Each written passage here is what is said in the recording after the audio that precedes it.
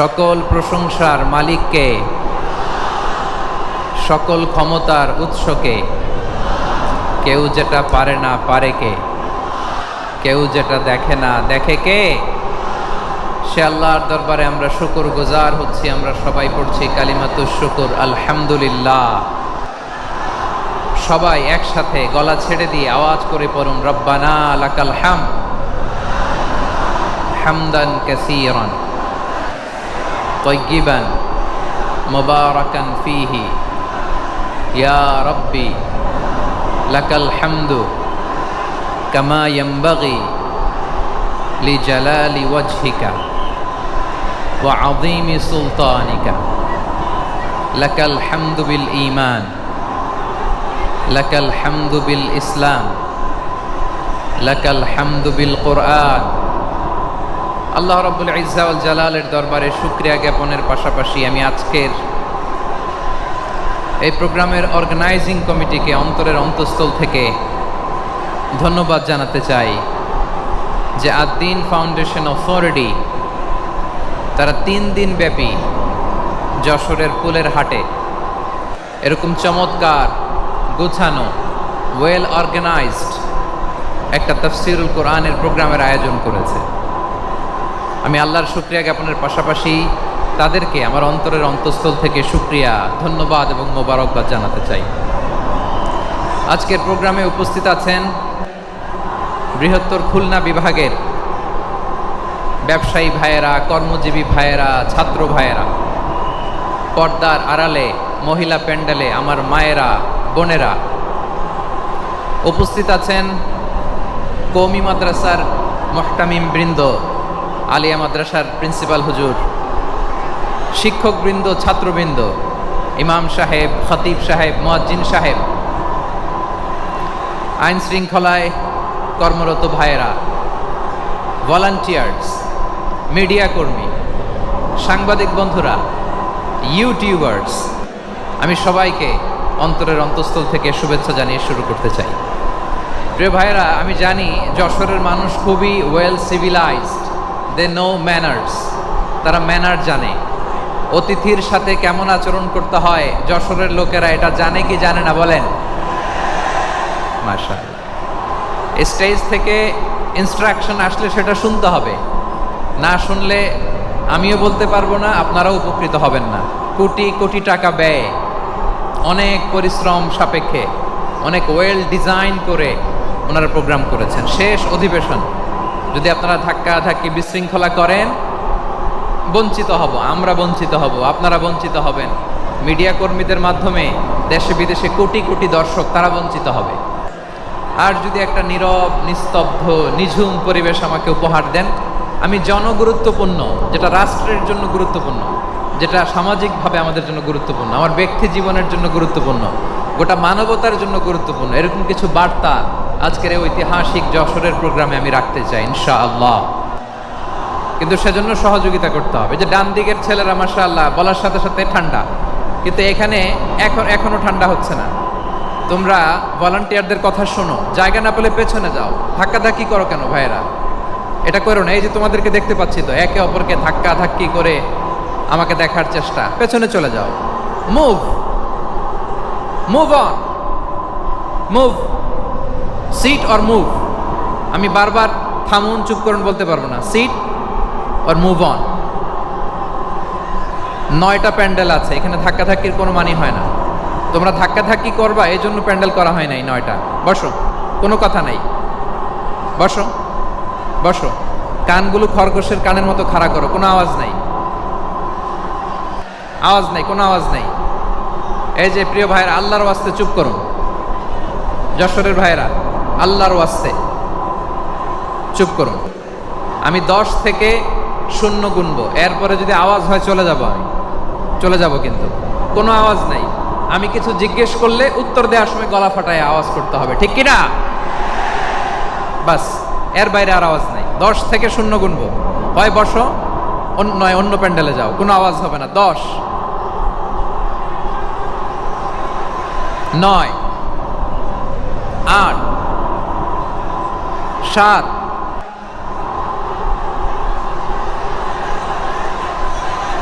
6, 5, 4,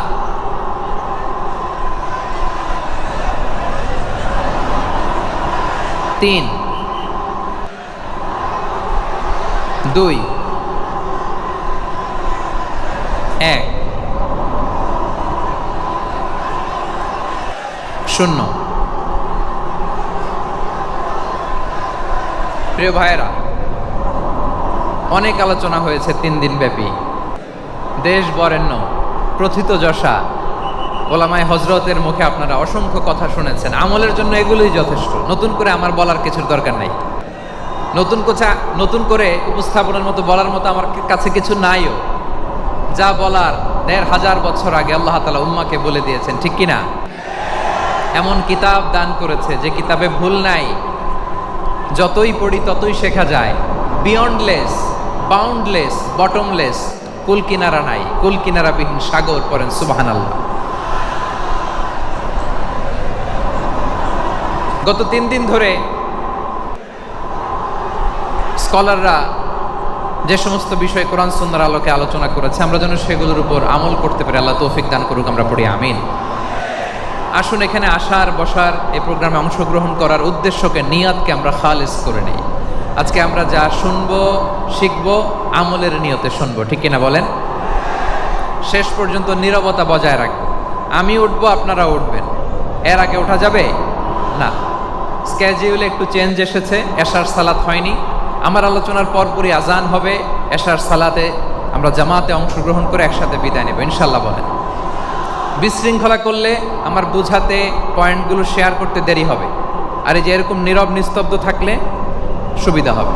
আল্লাহর ওয়াস্তে be smart. জায়গা না হলে চলে যাবেন, আওয়াজ করবেন না। ভলান্টিয়াররাও আওয়াজ নয়, ইশারা ইঙ্গিতে। প্রিয় ভাইয়েরা, যে টপিকটি নিয়ে আমি আপনাদের সামনে আজকে কথা বলতে চাই, টপিকটি অনেক গুরুত্বপূর্ণ। টপিকটি হচ্ছে হিউম্যান রিসোর্স ডেভেলপমেন্ট, মানব সম্পদ উন্নয়ন। কারণ আল্লাহ তাআলা আমাদের যা দেখ আর না দেখ এটা দিছে। মানুষ আর মানুষ, 18 কোটি মানুষ, ঠিক কিনা? এই 18 কোটি জনসংখ্যার দেশে বসবাস করে আমরা খুশি না বেজার? খুশি হইতে হবে, বেজার হইেন না। জাপানের খবর জানেন? তাদের গ্রোথ রেট নিচের দিকে, উল্টো। জনসংখ্যা নাই, বাচ্চা নিলে, সন্তান নিলে গভর্নমেন্ট তাদের টাকা দেয়। আমাদেরকে আল্লাহ তাআলা দয়া করে, মায়া করে এই সম্পদটা দিয়েছেন। এই মানব সম্পদকে যেন আমরা কাজে লাগাই ইনশাআল্লাহ। পড়েন সবাই। হিউম্যান রিসোর্স ডেভেলপমেন্ট অনেক জনগুরুত্বপূর্ণ বিষয়, খুব সেন্সিটিভ বিষয়, বুঝতে হবে। যশোরের স্মার্ট ছেলেরা, এই যে আমি যাদেরকে দেখতে পাচ্ছি, all are the Gen Z of Jessore. যারা জেন জি, ওরা স্মার্ট, ওরা ইশারা ইঙ্গিতে কাজ করে। এই যে পুরো গদি উল্টায় দিছে, ঠিক কিনা? 24-এর ছাত্র নাগরিক অভ্যুত্থান আমাদের দেখিয়ে দিচ্ছে কিভাবে চোখের ইশারায় গদি উল্টে দিতে হয়। তো এই জেনজিদের নিয়ে বসেছে, ওরা তো স্মার্ট, ওরা ডিস্টার্ব করবে না। মেহরবানি করে আমার সাথে কানেক্ট করো, 1 to 1, brain to brain, eye to eye, eye contact করো আমার সাথে। তাকাও, কষ্ট হলো আমার দিকে তাকাও, আওয়াজ করা যাবে না, আমার দিকে তাকাও। প্রিয় ভাইয়েরা,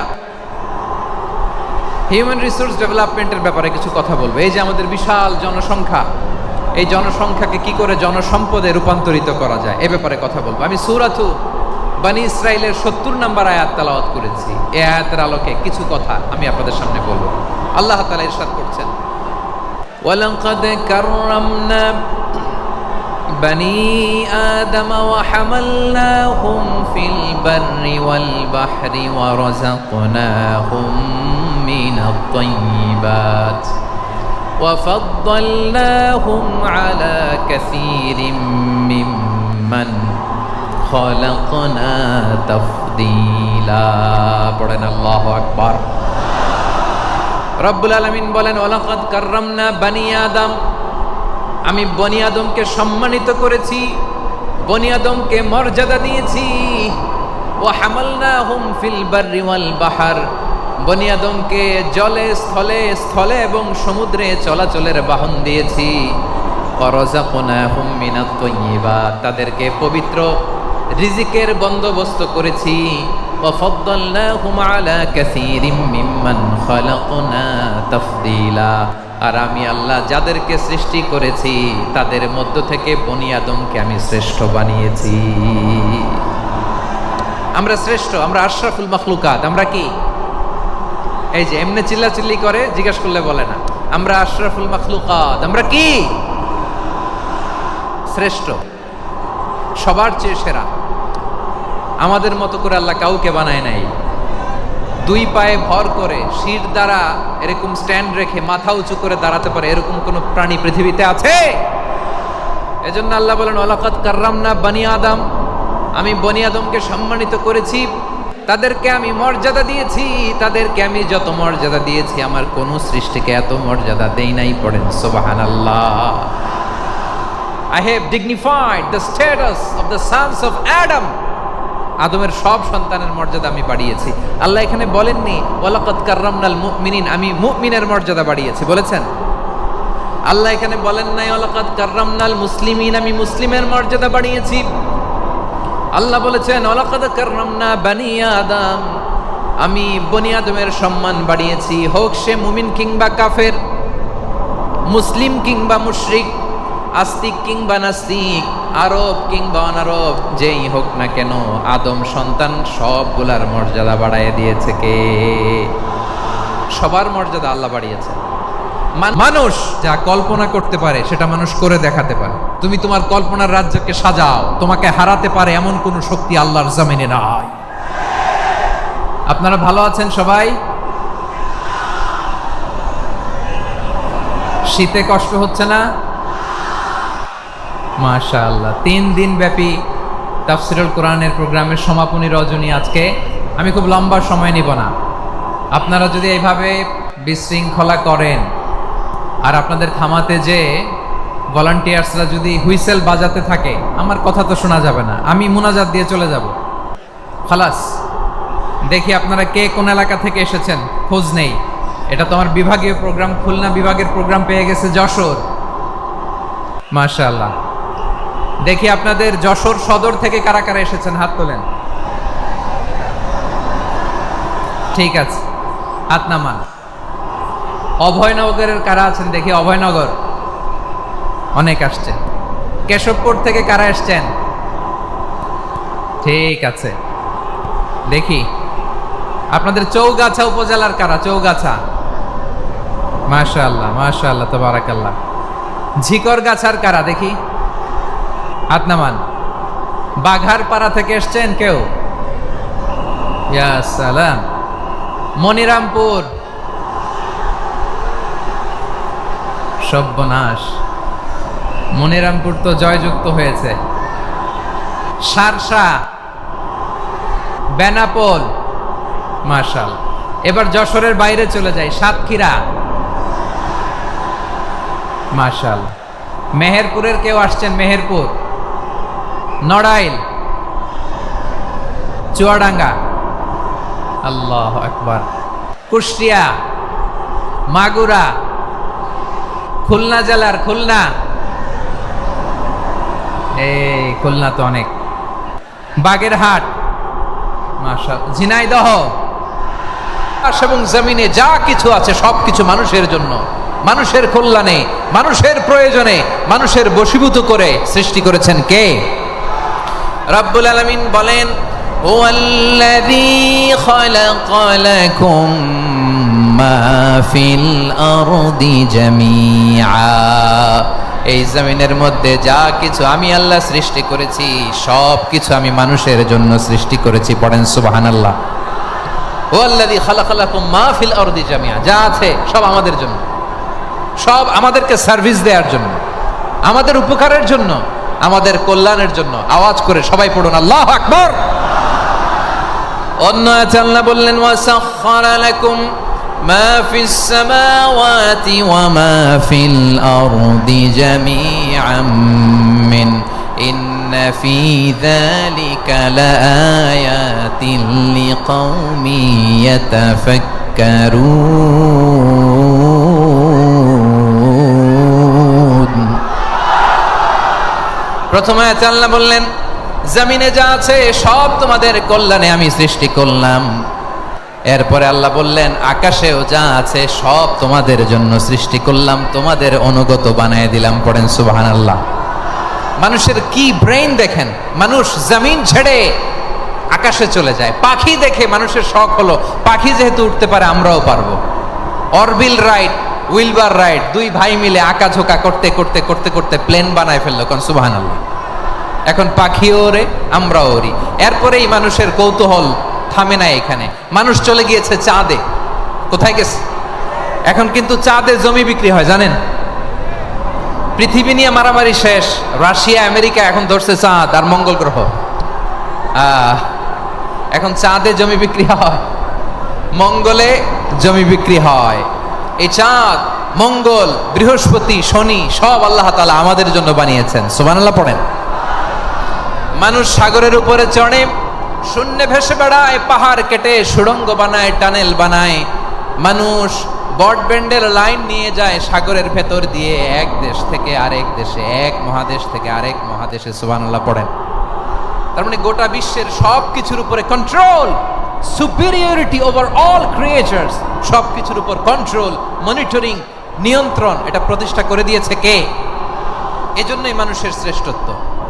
ওয়ালাকাদ কাররামনা বানি আদম, আমি বনি আদমের সম্মান বাড়িয়েছি, মর্যাদা আমি বাড়িয়ে দিয়েছি এই কারণে, কারণ মানুষ সব কিছুর উপর নিয়ন্ত্রণ নিতে পারে। মানুষকে নিয়ে এই কোরআনের সব আলোচনা, মানুষকে নিয়ে এই কোরআনের সব। তাই কোরআনের কেন্দ্রীয় আলোচ্য বিষয় হচ্ছে মানুষ। কোরআনের কেন্দ্রীয় আলোচ্য বিষয় কি? যশোরের ভাইয়েরা বুঝে থাকলে সবাই বলবেন কোরআনের কেন্দ্রীয় আলোচ্য বিষয় কি? এই যে আমি মূল আলোচনায় যাচ্ছি এখন। কেন মানুষ কোরআনের কেন্দ্রীয় আলোচ্য বিষয়? এই যে ভাইয়েরা, এই যে হাত জোর করে, এই যে Jessore Gen Z, the smart people of Jessore, হাত জোর করে বলতেছে, হাত জোর করে তোদের কাছে আল্লাহর দোহাই লাগে, স্টপ স্টপ। শুরুতে একবার বলেছে জায়গা না হলে আস্তে আস্তে ধাক্কা দিবা, সামনে না পিছনে, দিয়ে দিয়ে বেরোয় চলে যাও। এলইডিতে দেখো, এই যে এই যে আল্লাহর ওয়াস্তে জায়গা না হলে ওদিকে যাও। কোরআনের মাহফিলে বিশৃঙ্খলা, এটা কাফিরদের আলামত। কাফিররা শীষ দিত, শীষ। বিশ্বনবী কোরআনের তাফসির করলে কাফিররা শীষ দিত আর ক্ল্যাপিং করত, হুইসেল এন্ড ক্ল্যাপিং। তো আমরা কি এখানে বিশৃঙ্খলা করতে আসছি? তো বারবার থামানো লাগে কেন? কোনো আওয়াজ হবে না, বললাম তো স্টপ। আওয়াজ করে বলুন কোরআনের কেন্দ্রীয় আলোচ্য বিষয় কি? সবাই বলেননি। এতগুলো মানুষ উত্তর দিলে এতটুকু আওয়াজ হয়, অন্তত আমি বিশ্বাস করি না। যশোর আওয়াজ করে বলো কোরআনের কেন্দ্রীয় আলোচ্য বিষয় কি? মানুষ। এই মানুষ কোরআনের কেন্দ্রীয় আলোচ্য বিষয়। মানুষকে আল্লাহ স্বাধীনতা দিয়েছেন। ফামান শাআ ফালইউমিন ওয়া মান শাআ ফালইয়াকফুর। চাইলে মুমিন হতে পারো, চাইলে কাফের হতে পারো, তোমার ইচ্ছা। তবে জেনে রাখো মুমিন হলে পাবা জান্নাত, কাফির হলে পাবা জাহান্নাম। নাও দ্য ডিসিশন ইজ ইয়ার্স। সিদ্ধান্ত তোমার, জান্নাতে যাবা না জাহান্নামে যাবা। যশোরের ভাইয়ের আওয়াজ করে বলুন কই যেতে চান, জান্নাতে না জাহান্নামে? ডান দিকে না বাম দিকে? ডানপন্থী না বামপন্থী? চিল্লা চিল্লি না চুপচাপ? চুপচাপ কয়ে আবার চিল্লাচিল্লি শুরু করে দিচ্ছে। মাশাআল্লাহ। তাহলে কোরআনের কেন্দ্রীয় আলোচ্য বিষয় মানুষ। আমার সাথে থাকতে হবে, তোমাদেরকে নিয়ে আমি আলোচনা শেষ পর্যন্ত যাব। অনেক গুরুত্বপূর্ণ কথা বাকি আছে, আমাকে সহযোগিতা করতে হবে। মাশাআল্লাহ, এই তো ঠান্ডা হয়েছে। হ্যাঁ ঠিক আছে ঠিক আছে ঠিক আছে। মানুষকে আল্লাহ এত স্বাধীনতা দিয়েছেন, মানুষ চাইলে অনেক ভালো হইতে পারে। ভালোর রাস্তাও খোলা, খারাপ হওয়ার রাস্তাও খোলা। ভালো হইলে মানুষ অনেক ভালো, খারাপ হইলে অনেক খারাপ। ভালো হইলে সবচেয়ে ভালো, খারাপ হইলে সবচেয়ে খারাপ। এজন্য সিদ্ধান্ত আপনাকেই নিতে হবে। আল্লাহ তাআলা বলছেন লাকাদ খালাকনাল ইনসানা ফি আহসানি তাকওয়িম সুম্মা রাদাদনাহু আসফালা সাফিলিন। আমি মানুষকে অনেক সুন্দর অবয়বে, সুন্দর আকৃতিতে সৃষ্টি করেছি। তার শুধু চেহারার ডিজাইনটাই সুন্দর নয়, তার ব্রেনটা বড্ড সুন্দর, তার মানসিকতা বড্ড সুন্দর, তার সৃজনশীলতা বড্ড সুন্দর। পড়েন সুবহানাল্লাহ। আমাদের চেহারা, অবয়ব, ডিজাইন যে সুন্দর তা না, আমাদের ব্রেনটা অনেক সফিস্টিকেটেড ব্রেন, অনেক সফিস্টিকেটেড। এই 1.5 কেজি ব্রেন ইউজ করে মানুষ গোটা বিশ্বে সভ্যতা বিনির্মাণ করেছে, ঠিক কিনা? এই ব্রেন আল্লাহ তাআলা আমাকে দিয়েছে। এটারে কাজে লাগালে, আপনার সিক্স সেন্স কাজে লাগালে আপনি অনন্য মানুষ হয়ে উঠবেন, মহামানবে রূপান্তরিত হবেন। মানুষ হতে পারে, চাইলেই মহামানব হতে পারে। আবার যদি মানুষ চায় খারাপও হতে পারে। আল্লাহ বললেন শুধু ভালোই না, ভালো হতে চাইলে অনেক ভালো তুমি হতে পারো, আবার খারাপ হতে চাইলে অনেক খারাপ তুমি হতে পারো। সুম্মা রাদাদনাহু আসফালা সাফিলিন।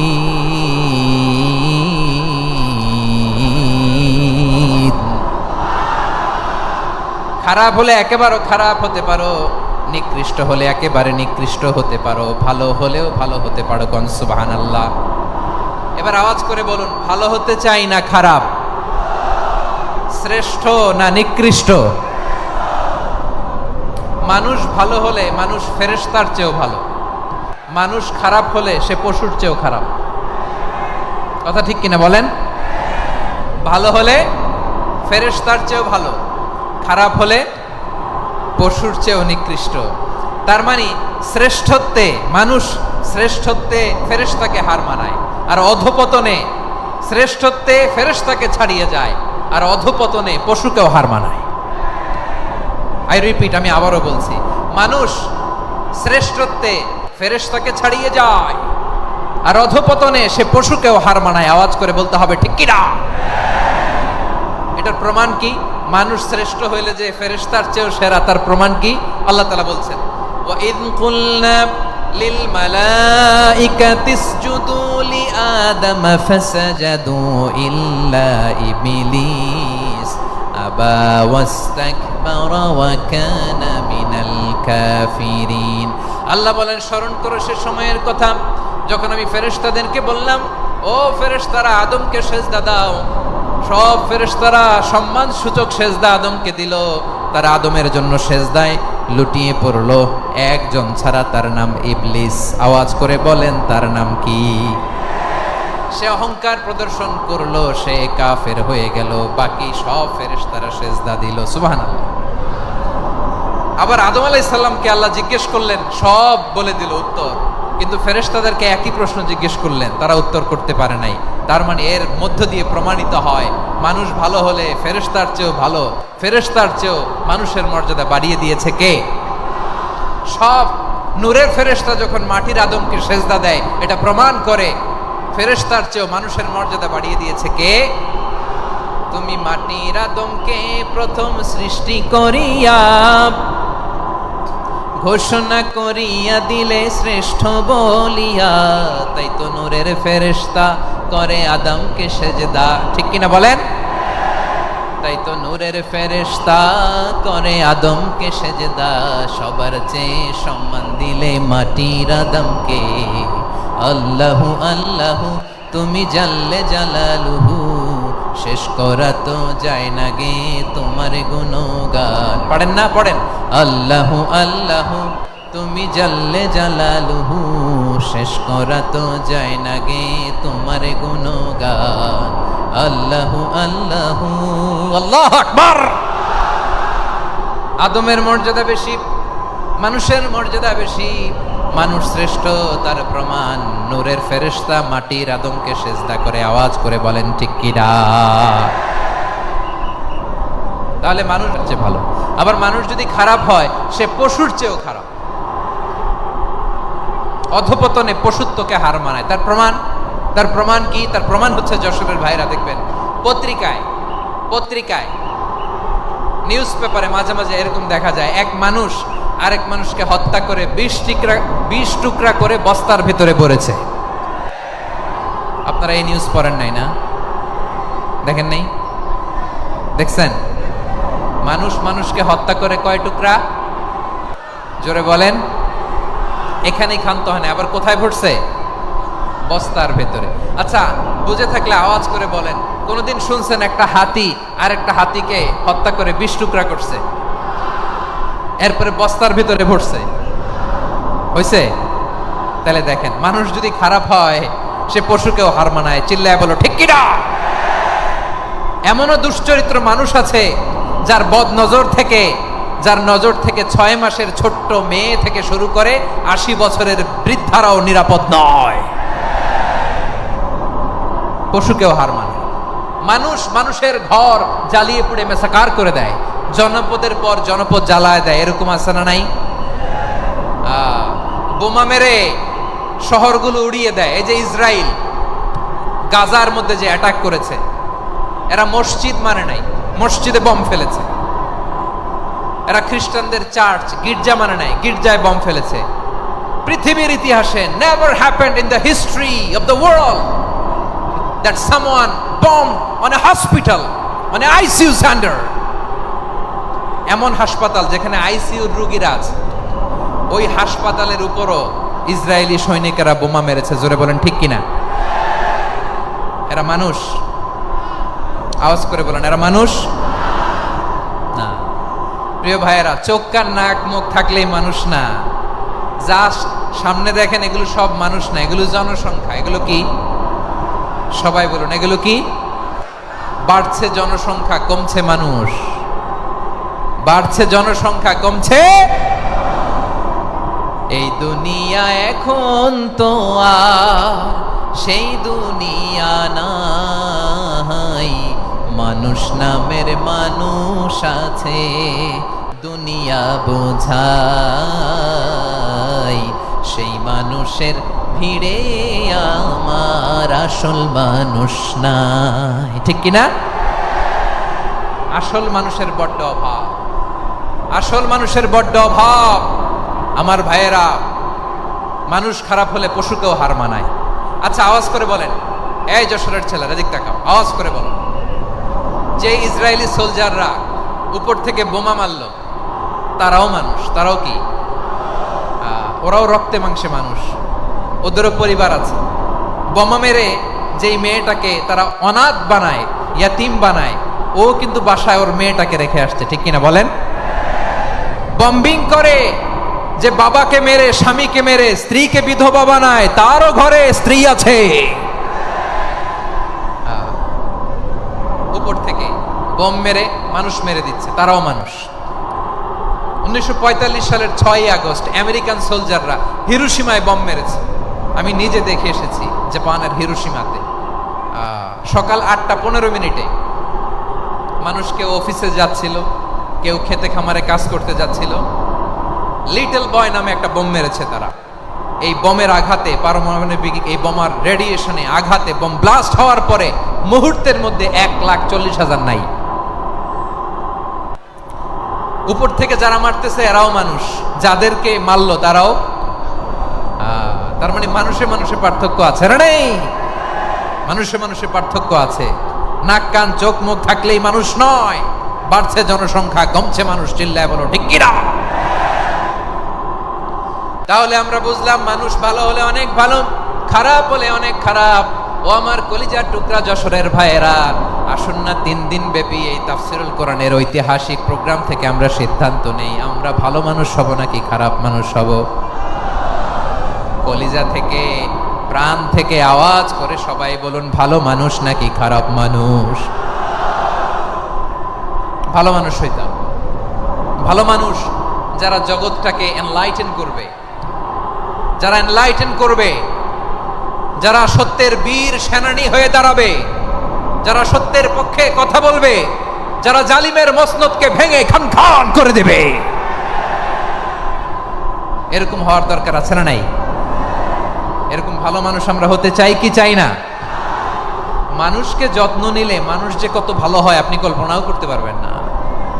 এই যে আপনাদের যশোরে যে ভালো ছেলেগুলো আছে, যে ভালো তরুণগুলো আছে, যে যুবকগুলো আছে, যে ভালো আলেমরা আছে, ভালো নেতারা আছে, সবাই যদি তাদের মতো হতো, পুরো যশোরটা একটা জান্নাতের টুকরা হয়ে যেত। আওয়াজ করে বলেন ঠিক কিনা?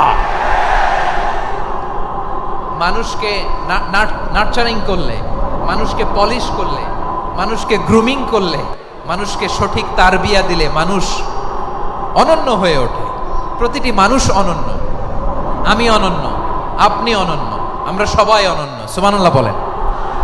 মানুষকে আল্লাহ তাআলা দিয়েছেন অসীম ক্ষমতা, অসীম ক্ষমতা।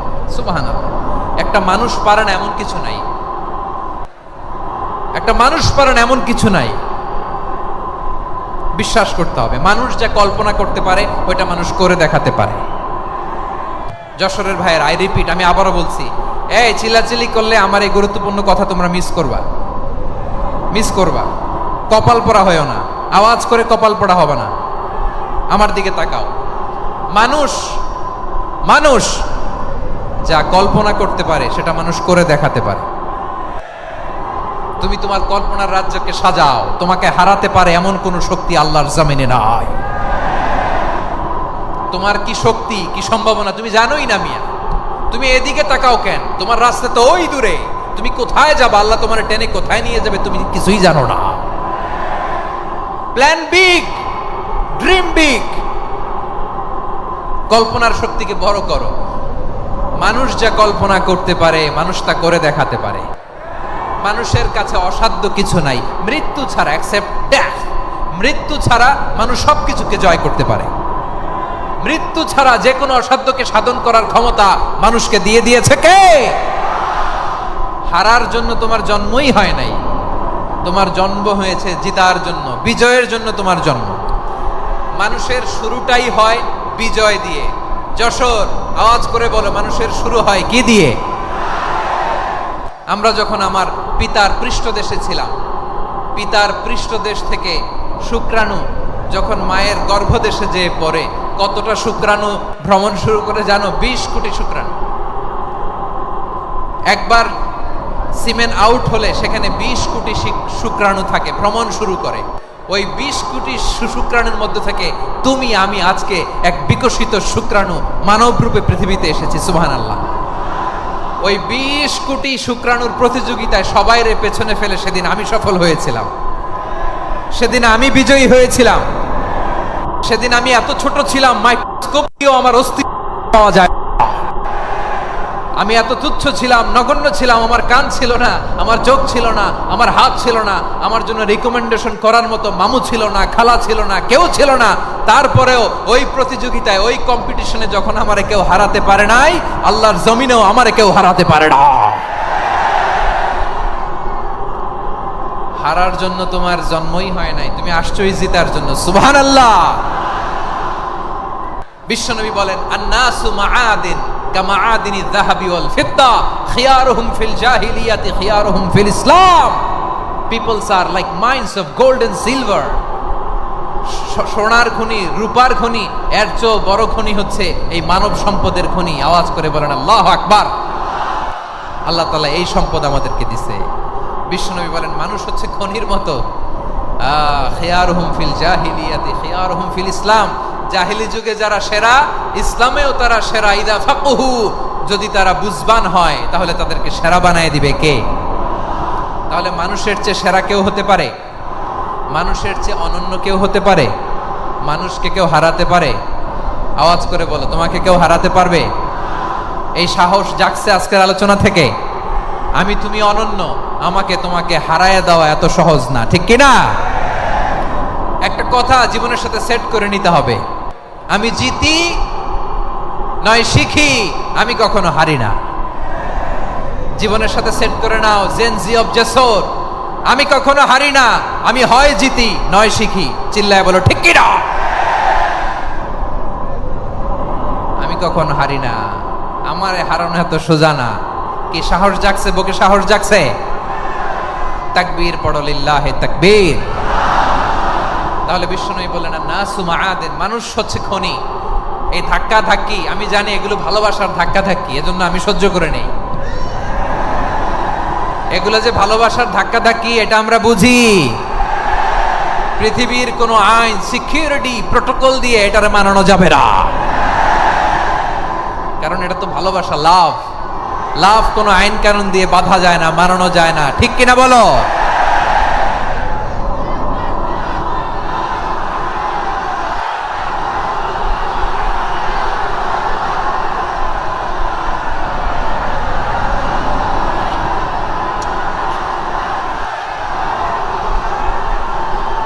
ঠিক আছে, বসুন বসুন বসুন।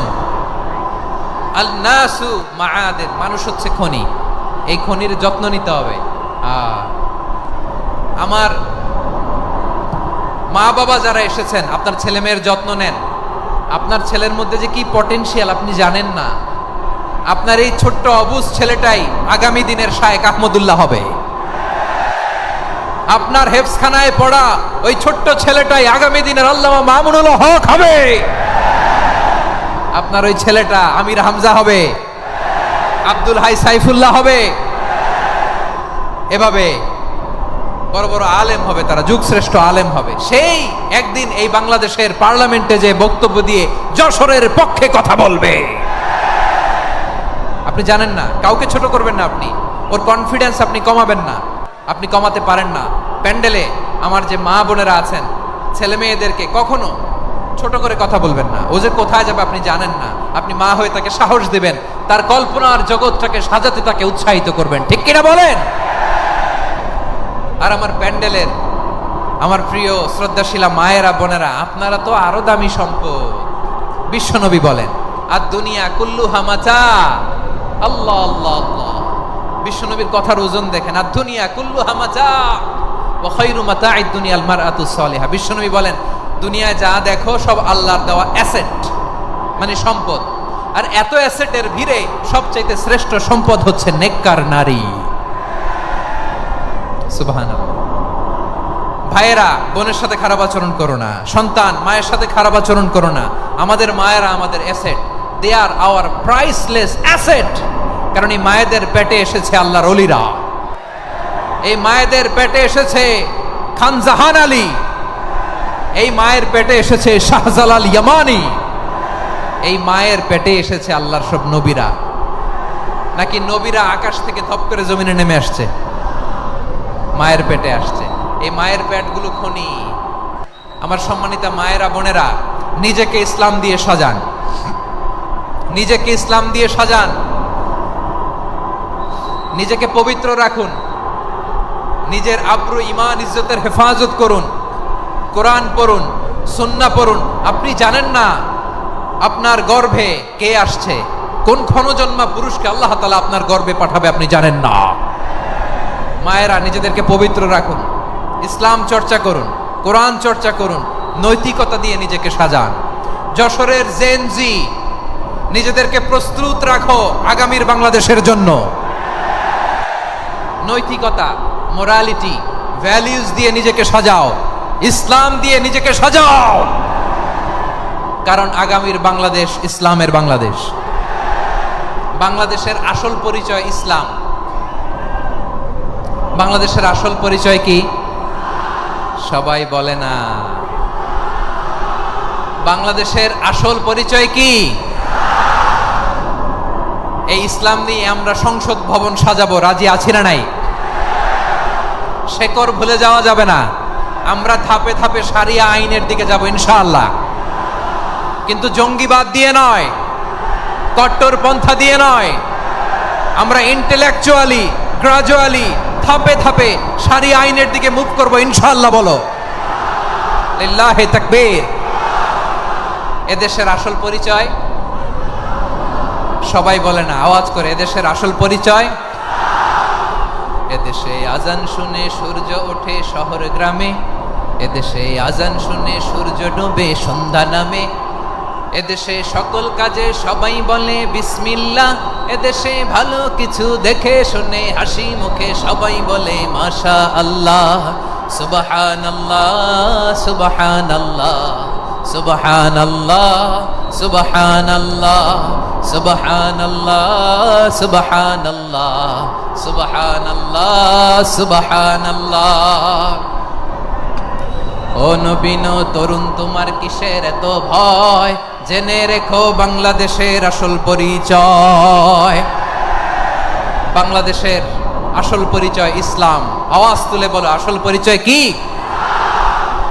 এদেশে পরস্পরে দেখা হলে দেয় সালাম, এদেশে আমজনতার হৃদয় জুড়ে পাক কালাম, ঠিক কি না?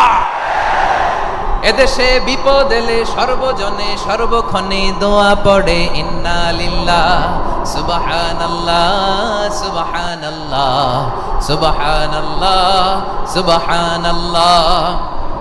এদেশে আজান শুনে সূর্য ওঠে শহর গ্রামে, এদেশে আজান শুনে সূর্য ডুবে সন্ধ্যা নামে, এদেশে সকল কাজে সবাই বলে বিসমিল্লাহ, এদেশে ভালো কিছু দেখে শুনে হাসি মুখে সবাই বলে মাশা আল্লাহ, সুবহানাল্লাহ। আওয়াজ করে সুবহানাল্লাহ, সুবহানাল্লাহ, সুবহানাল্লাহ, সুবহানাল্লাহ। সবাই একসাথে সুবহানাল্লাহ, সুবহানাল্লাহ, সুবহানাল্লাহ, সুবহানাল্লাহ। এদেশের আসল পরিচয় কি? আওয়াজ করে বলতে ভয় লাগে। এদেশের আসল পরিচয় কি? ইসলাম দিয়ে আমাদের সংসদ ভবন চলুক, আমরা চাই কি চাই না? বঙ্গভবনে লা ইলাহা ইল্লাল্লাহর পতাকা উড়ুক, আমরা চাই কি চাই না?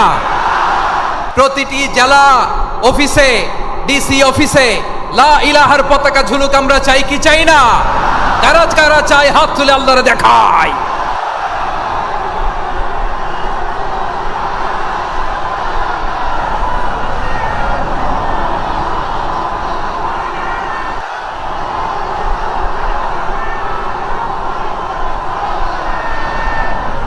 মাশাআল্লাহ, মাশাআল্লাহ, মাশাআল্লাহ, মাশাআল্লাহ। যশোর, আওয়াজ করে বলো, ভালো মানুষ না খারাপ মানুষ? বুঝে বলছো তো? মানুষ ভালো হলে যে কত ভালো। এই মানুষকে যত্ন নিলে, মানুষকে মানুষ বানালে যে সে কি হতে পারে শুনবা? হ্যাঁ, নাকি মোনাজাত দিয়ে দিব? শুনবা? তাহলে থামতে হবে। থামো, আমি যখন বলবো থামো থামো, তাকবীরের সময় দিলে তাকবীর, থামো থামো। মানুষকে যত্ন নিলে, এই এদিকে এদিকে, ড্রোন নামায় ফেল। হয়েছে, ড্রোনের ফুটেজ হয়ে গেছে, এবার ড্রোন নামায় ফেল। আমার দিকে তাকাও। মানুষকে, তোমরা এদিক সেদিক তাকালে তো গুরুত্বপূর্ণ পয়েন্ট মিস হয়ে যাবে। এদিকে এদিকে, হ্যাঁ মাসি, ঠিক আছে।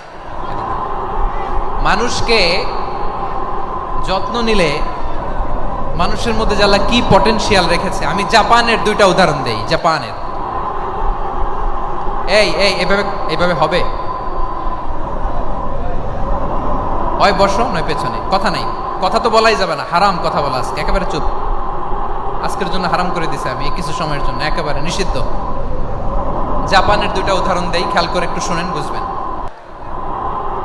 আল্লাহ, 2022 সালে জাপানের সাথে জার্মানির খেলা, ফিফা ওয়ার্ল্ড কাপ 2022। এক পক্ষে জাপান, আরেক পক্ষে কোন দেশ? কথা শুনে নাই। এক পক্ষে কোন দেশ, আরেক পক্ষে সবাই। এক পক্ষে, আরেক পক্ষে। ওই খেলায় জিতেছিল জাপান, জিতেছিল 22 সালের এই ফিফা ওয়ার্ল্ড কাপে। জাপান ফুটবল খেলায় জিতে, as a part of their celebration তারা খেলার পরে পুরো স্টেডিয়ামটারে ক্লিন করে। The fan base of Japan, lakh lakh মানুষ খেলা দেখতে যায়, তো এত ডাস্টবিনও তো নাই। তো যারা ডাস্টবিনে জায়গা পায় নাই, তারা এই যে চকলেটের প্যাকেট, পানির বোতল, চিপসের প্যাকেট তারা এদিকে সেদিকে রেখে দিয়েছে। জাপানের ভক্তরা, জাপানের ফলোয়াররা, as a part of their celebration তারা খেলার পরে পুরো স্টেডিয়ামের সব ময়লা আবর্জনা ক্লিন করে তারপরে বিদায় নিয়েছে। তাদেরকে কি ক্লিন করার দায়িত্ব দেওয়া হয়েছিল? এই যশোর, জাপানের যে ছেলেরা খেলা দেখতে গেছিল ওদেরকে কি ক্লিন করার দায়িত্ব দিছিল? তারা কি স্টেডিয়ামের পরিচ্ছন্নতা কর্মী? তাদের আকল, তাদের সিক্স সেন্স তাদেরকে বলেছে। ছোটবেলা থেকে জাপান গভর্নমেন্ট ওদেরকে এত পরিচ্ছন্নতা শেখায়, ক্লিনলিনেস অ্যাওয়ারনেস ক্যাম্পেইন করায়। ক্লাসে আমি দেখেছি, ক্লাসে নিজের বেঞ্চ নিজে মুছে, ক্লাসের মাঝখানে একটা সময় দেয়, নিজের টেবিল নিজে মুছে, নিজের ক্লাসরুমটা নিজে পরিষ্কার করে। রাস্তাঘাটে একটা ধুলা নাই, ময়লা নাই, একটা টিস্যু নাই। খেলার পরে গোটা বিশ্বকে তাক লাগিয়ে দিয়েছে। জাপানের ফ্যানরা সবার রেখে যাওয়া গার্বেজ, টিস্যু, বোতল পরিষ্কার করে তারপরে স্টেডিয়াম থেকে বিদায় নিয়েছে। আমরা কেন এমন হইতে পারলাম না? আমরা কেন এমন হইতে পারলাম না? জাপানের যারা এগুলো করছে ওদের 3টা করে চোখ না? চোখ তো 3টা, জাপানো লাগো, জাপানো লাগো। হাত তো 4টা, কান তো 6টা। হ্যাঁ, নাকি আমার মতো 2 হাত 2 কানওয়ালা মানুষ? চোখে দেখলে ওটা মানুষ না। চিন্তা করছেন? তার মানে জাপানিজদেরকে যে গ্রুমিং করে শিখানোর মাধ্যমে পরিচ্ছন্ন বানানো গেছে, ওরা যেমনি মানুষ আমরাও মানুষ, আমাদের সন্তানদেরকে শেখালে তারাও পারবে, পারবে কিনা? 2 নম্বর উদাহরণ বলি, চট্টগ্রাম ফেনীতে যারা গিয়েছেন, মেঘনা গোমতী ব্রিজ প্রকল্প নাম শুনছেন?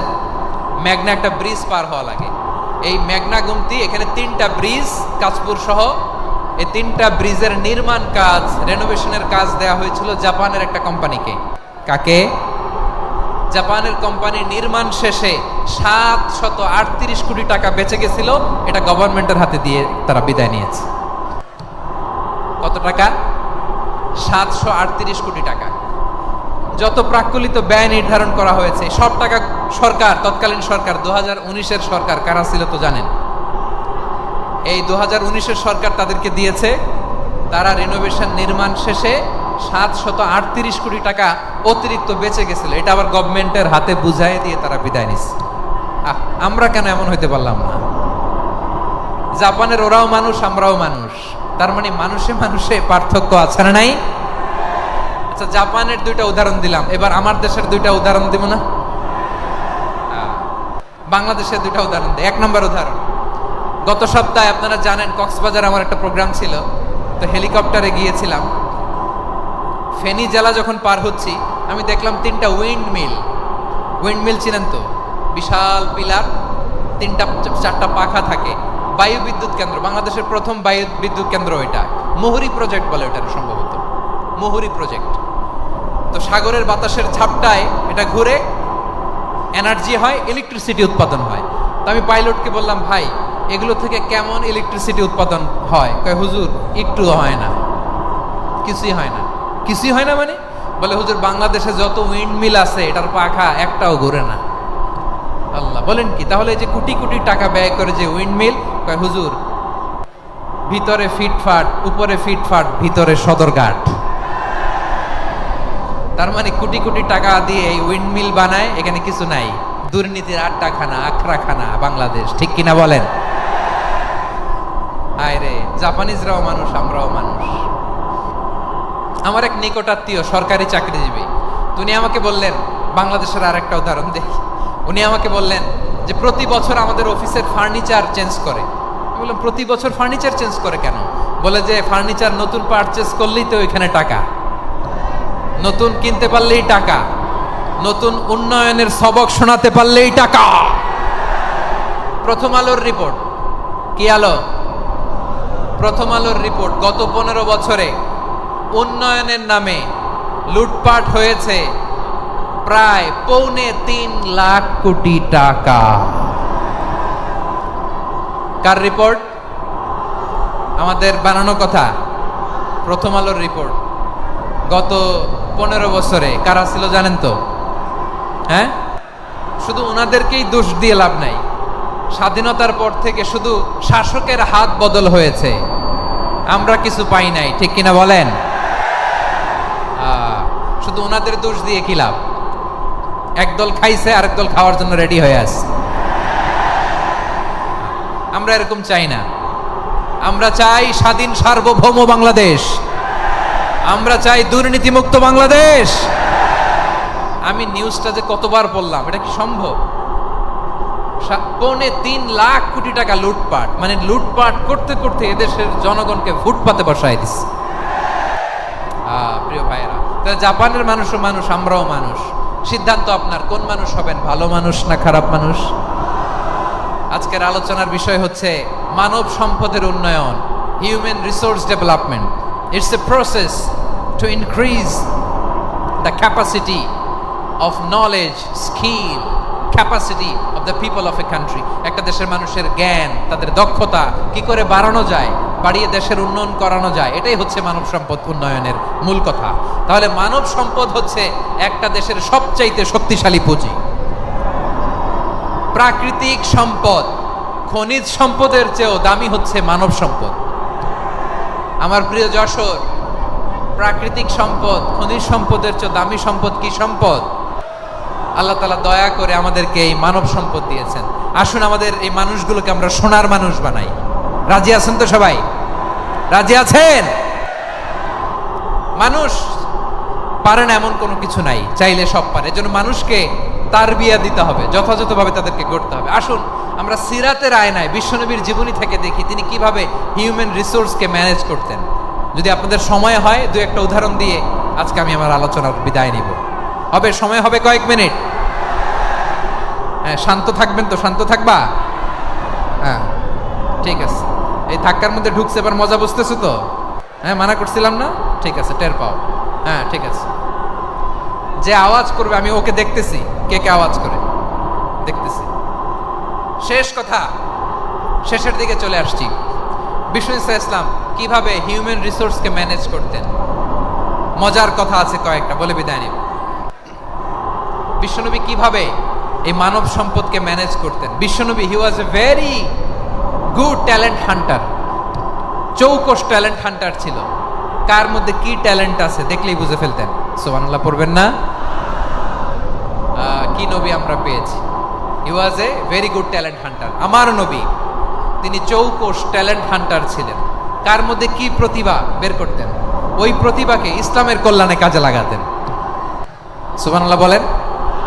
যাকে যেই জায়গায় সেট করলে ভালো হবে তাকে ওই জায়গায় সেট করতেন। কয়েকজন সাহাবীর জীবনী শোনাই। আবু মাহজুরা রাদিয়াল্লাহু তাআলা আনহু, মক্কার মুয়াজ্জিন, আগে ছিল মুশরিক, পরে হয়েছে মুমিন। উনি কিভাবে মুমিন হইলেন এই ঘটনাটা একটু আপনাদের শোনাতে চাই। তা আপনাদের তো সময় নাই হাতে, হ্যাঁ সময় আছে? এই যে এই জেনজি শেষ করে দিল আজকের প্রোগ্রামটা। 1 ঘন্টা ধাক্কা ধাক্কি করে কেমনে দাঁড়ায় আছে আমি বুঝলাম না।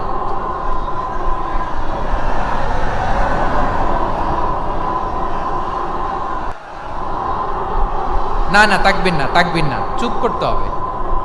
What I need you stop, just shut up, চুপ। হ্যাঁ ঠিক আছে। এভাবে আবু মাহজুরা রাদিয়াল্লাহু তাআলা কিভাবে মুসলিম হলেন আওয়াজ করে শুনেন। হুনাইনের যুদ্ধ 8ম হিজরি, বিষ্ণু ইসলাম হুনাইনের যুদ্ধ শেষে ফিরতেছেন। পথিমধ্যে বেলাল রাদিয়াল্লাহু তাআলা, এই যে আবার কথা, আই রে আল্লাহ রে, এখানে ধাক্কা থাকি কেন? চলে যাও, পেছনে যাও, যাও পেছনে যাও। কি আজীব তামাশা! যেখানে যায় এখানে ধাক্কা ধাক্কি, মারামারি, গায়ের উপরে কাঁধের উপরে শাউটিং। অনেক গুরুত্বপূর্ণ কথা পয়েন্ট করে নিয়ে আসে যে বলবো, এই শাউট করার কারণে প্রোগ্রামটাই নষ্ট করে দেয়। আসছে আমার ভালোবাসা দেখাইতে, প্রোগ্রামটাই শেষ করে দিয়ে চলে যায়। স্টপ, আবার কথা বল, স্টপ। হুনাইনের যুদ্ধে 8ম হিজরি, কত হিজরি সবাই বলেন না একটু, কত হিজরি? 8ম হিজরিতে হুনাইনের যুদ্ধে রাসূল সাল্লাল্লাহু আলাইহি ওয়াসাল্লাম ফিরে আসতেছেন মদিনায়। পথিমধ্যে বেলাল রাদিয়াল্লাহু তাআলা আনহু আযান দিচ্ছেন। কি দিচ্ছেন? তো পাশে ছিল মুশরিকদের একটা পল্লী, কিছু মুশরিক তরুণ, কিছু অমুসলিম কিশোর, তারা আযানকে ব্যঙ্গ করতেছে। আমাদের বাংলায় মুখ ভেঙ্গানো বলে আর কি। বেলাল রাদিয়াল্লাহু তাআলা আনহু আযান দিচ্ছেন, ওই বাচ্চাগুলো মুশরিক, তো ওরা আযানকে ব্যঙ্গ করতেছে, বিকৃতি করে ওরাও আযান দিচ্ছে। উদ্দেশ্য হচ্ছে আযানকে নিয়ে ঠাট্টা করা। উদ্দেশ্য কি? ঠাট্টা করা। ব্যাপারটা মনে কষ্ট পাওয়ার মতো ব্যাপার না? কিন্তু বিশ্বনবী ওইখানে দেখেন কি খুঁজলেন। বিশ্বনবী খেয়াল করলেন অমুসলিম কিশোরদের মধ্য থেকে একটা কিশোরের গলাটা বড় দরাজ গলা, কণ্ঠটা বড় সুন্দর। খেয়াল করে দেখলেন যে কিছু কিশোর বেলালের আযানকে ব্যঙ্গ করে, বিকৃতি করে, কিন্তু একজনের কণ্ঠ দেখতে পাচ্ছেন না এত দূরে, কিন্তু কণ্ঠটা বড় সুন্দর, দরাজ গলা। বিশ্বনবী সাহাবীদেরকে বললেন, ধরো এগুলারে, ধরো। সবগুলারে ধরে বিশ্বনবী সামনে আনা হলো। ওরা হাঁটু গেড়ে বসলো। বিশ্বনবী বললেন, তোমাদের মধ্যে কে যেন ব্যঙ্গ করে আযান দিচ্ছিল, তার গলাটা বড় উঁচু, গলার বেসটা বড় মজবুত, মেলোডিয়াস, সুমধুর কণ্ঠ। কে? আবু মাহজুরা বলে, আমার বন্ধুরা সবাই আমার দিকে আঙ্গুল দেখায়, আমি পড়ে গেছি বিপদে। রাসূল সাল্লাল্লাহু আলাইহি ওয়াসাল্লাম বাকি অমুসলিম তরুণদেরকে ছেড়ে দিলেন, বললেন তোমরা যাও। এবার আবু মাহজুরারে পাইছে। আবু মাহজুরার চুলের মধ্যে হাত দিলেন বিশ্বনবী, মাথায় হাত দিয়ে বললেন, এবার আযান দাও দেখি। আবু মাহজুরা বলে, আমি তো আযান দিতে জানি না, কারণ আমি তো বেলালেরটা শুইনা দিছি, আমার তো মুখস্থ নাই, আমি তো আজান দিতে জানি না। বিষ্ণু বললেন, জানো না? তাহলে আসো, আমি তোমারে শিখাই দেই। সুবহানাল্লাহ পড়েন। আবু মাহজুরা হাঁটু গেড়ে বসে, বিশ্বনবীর মোবারক হাত আবু মাহজুরার চুলের মধ্যে। বিশ্বনবী আজানের মুআল্লিম আবু মাহজুরাকে বলতেছে, ঠিক আছে তোমারে শিখাই দিচ্ছি, আমি যা যা বলবো আমার সাথে সাথে বলো, পারবা? আবু মাহজুরা বলে, পারবো। বিশ্বনবী আজান দিচ্ছেন মাথায় হাত দিয়ে, আল্লাহু আকবার,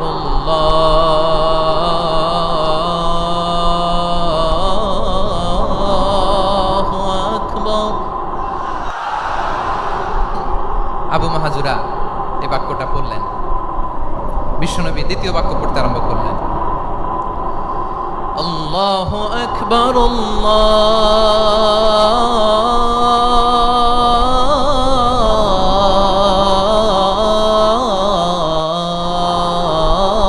আল্লাহু আকবার। আবু মাহজুরা এই বাক্যটাও বললেন। বিশ্বনবী আবু মাহজুরার মাথার মধ্যে হাত দিয়ে তৃতীয় বাক্য বললেন, আশহাদু আল্লা ইলাহা ইল্লাল্লাহ।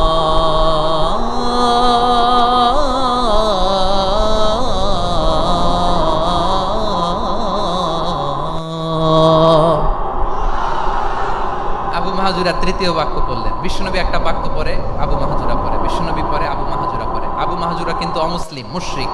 আবু মাহজুরা বলে, এক একটা বাক্য পড়ি আমার কলিজাটা গলে ঠান্ডা হয়ে যায়।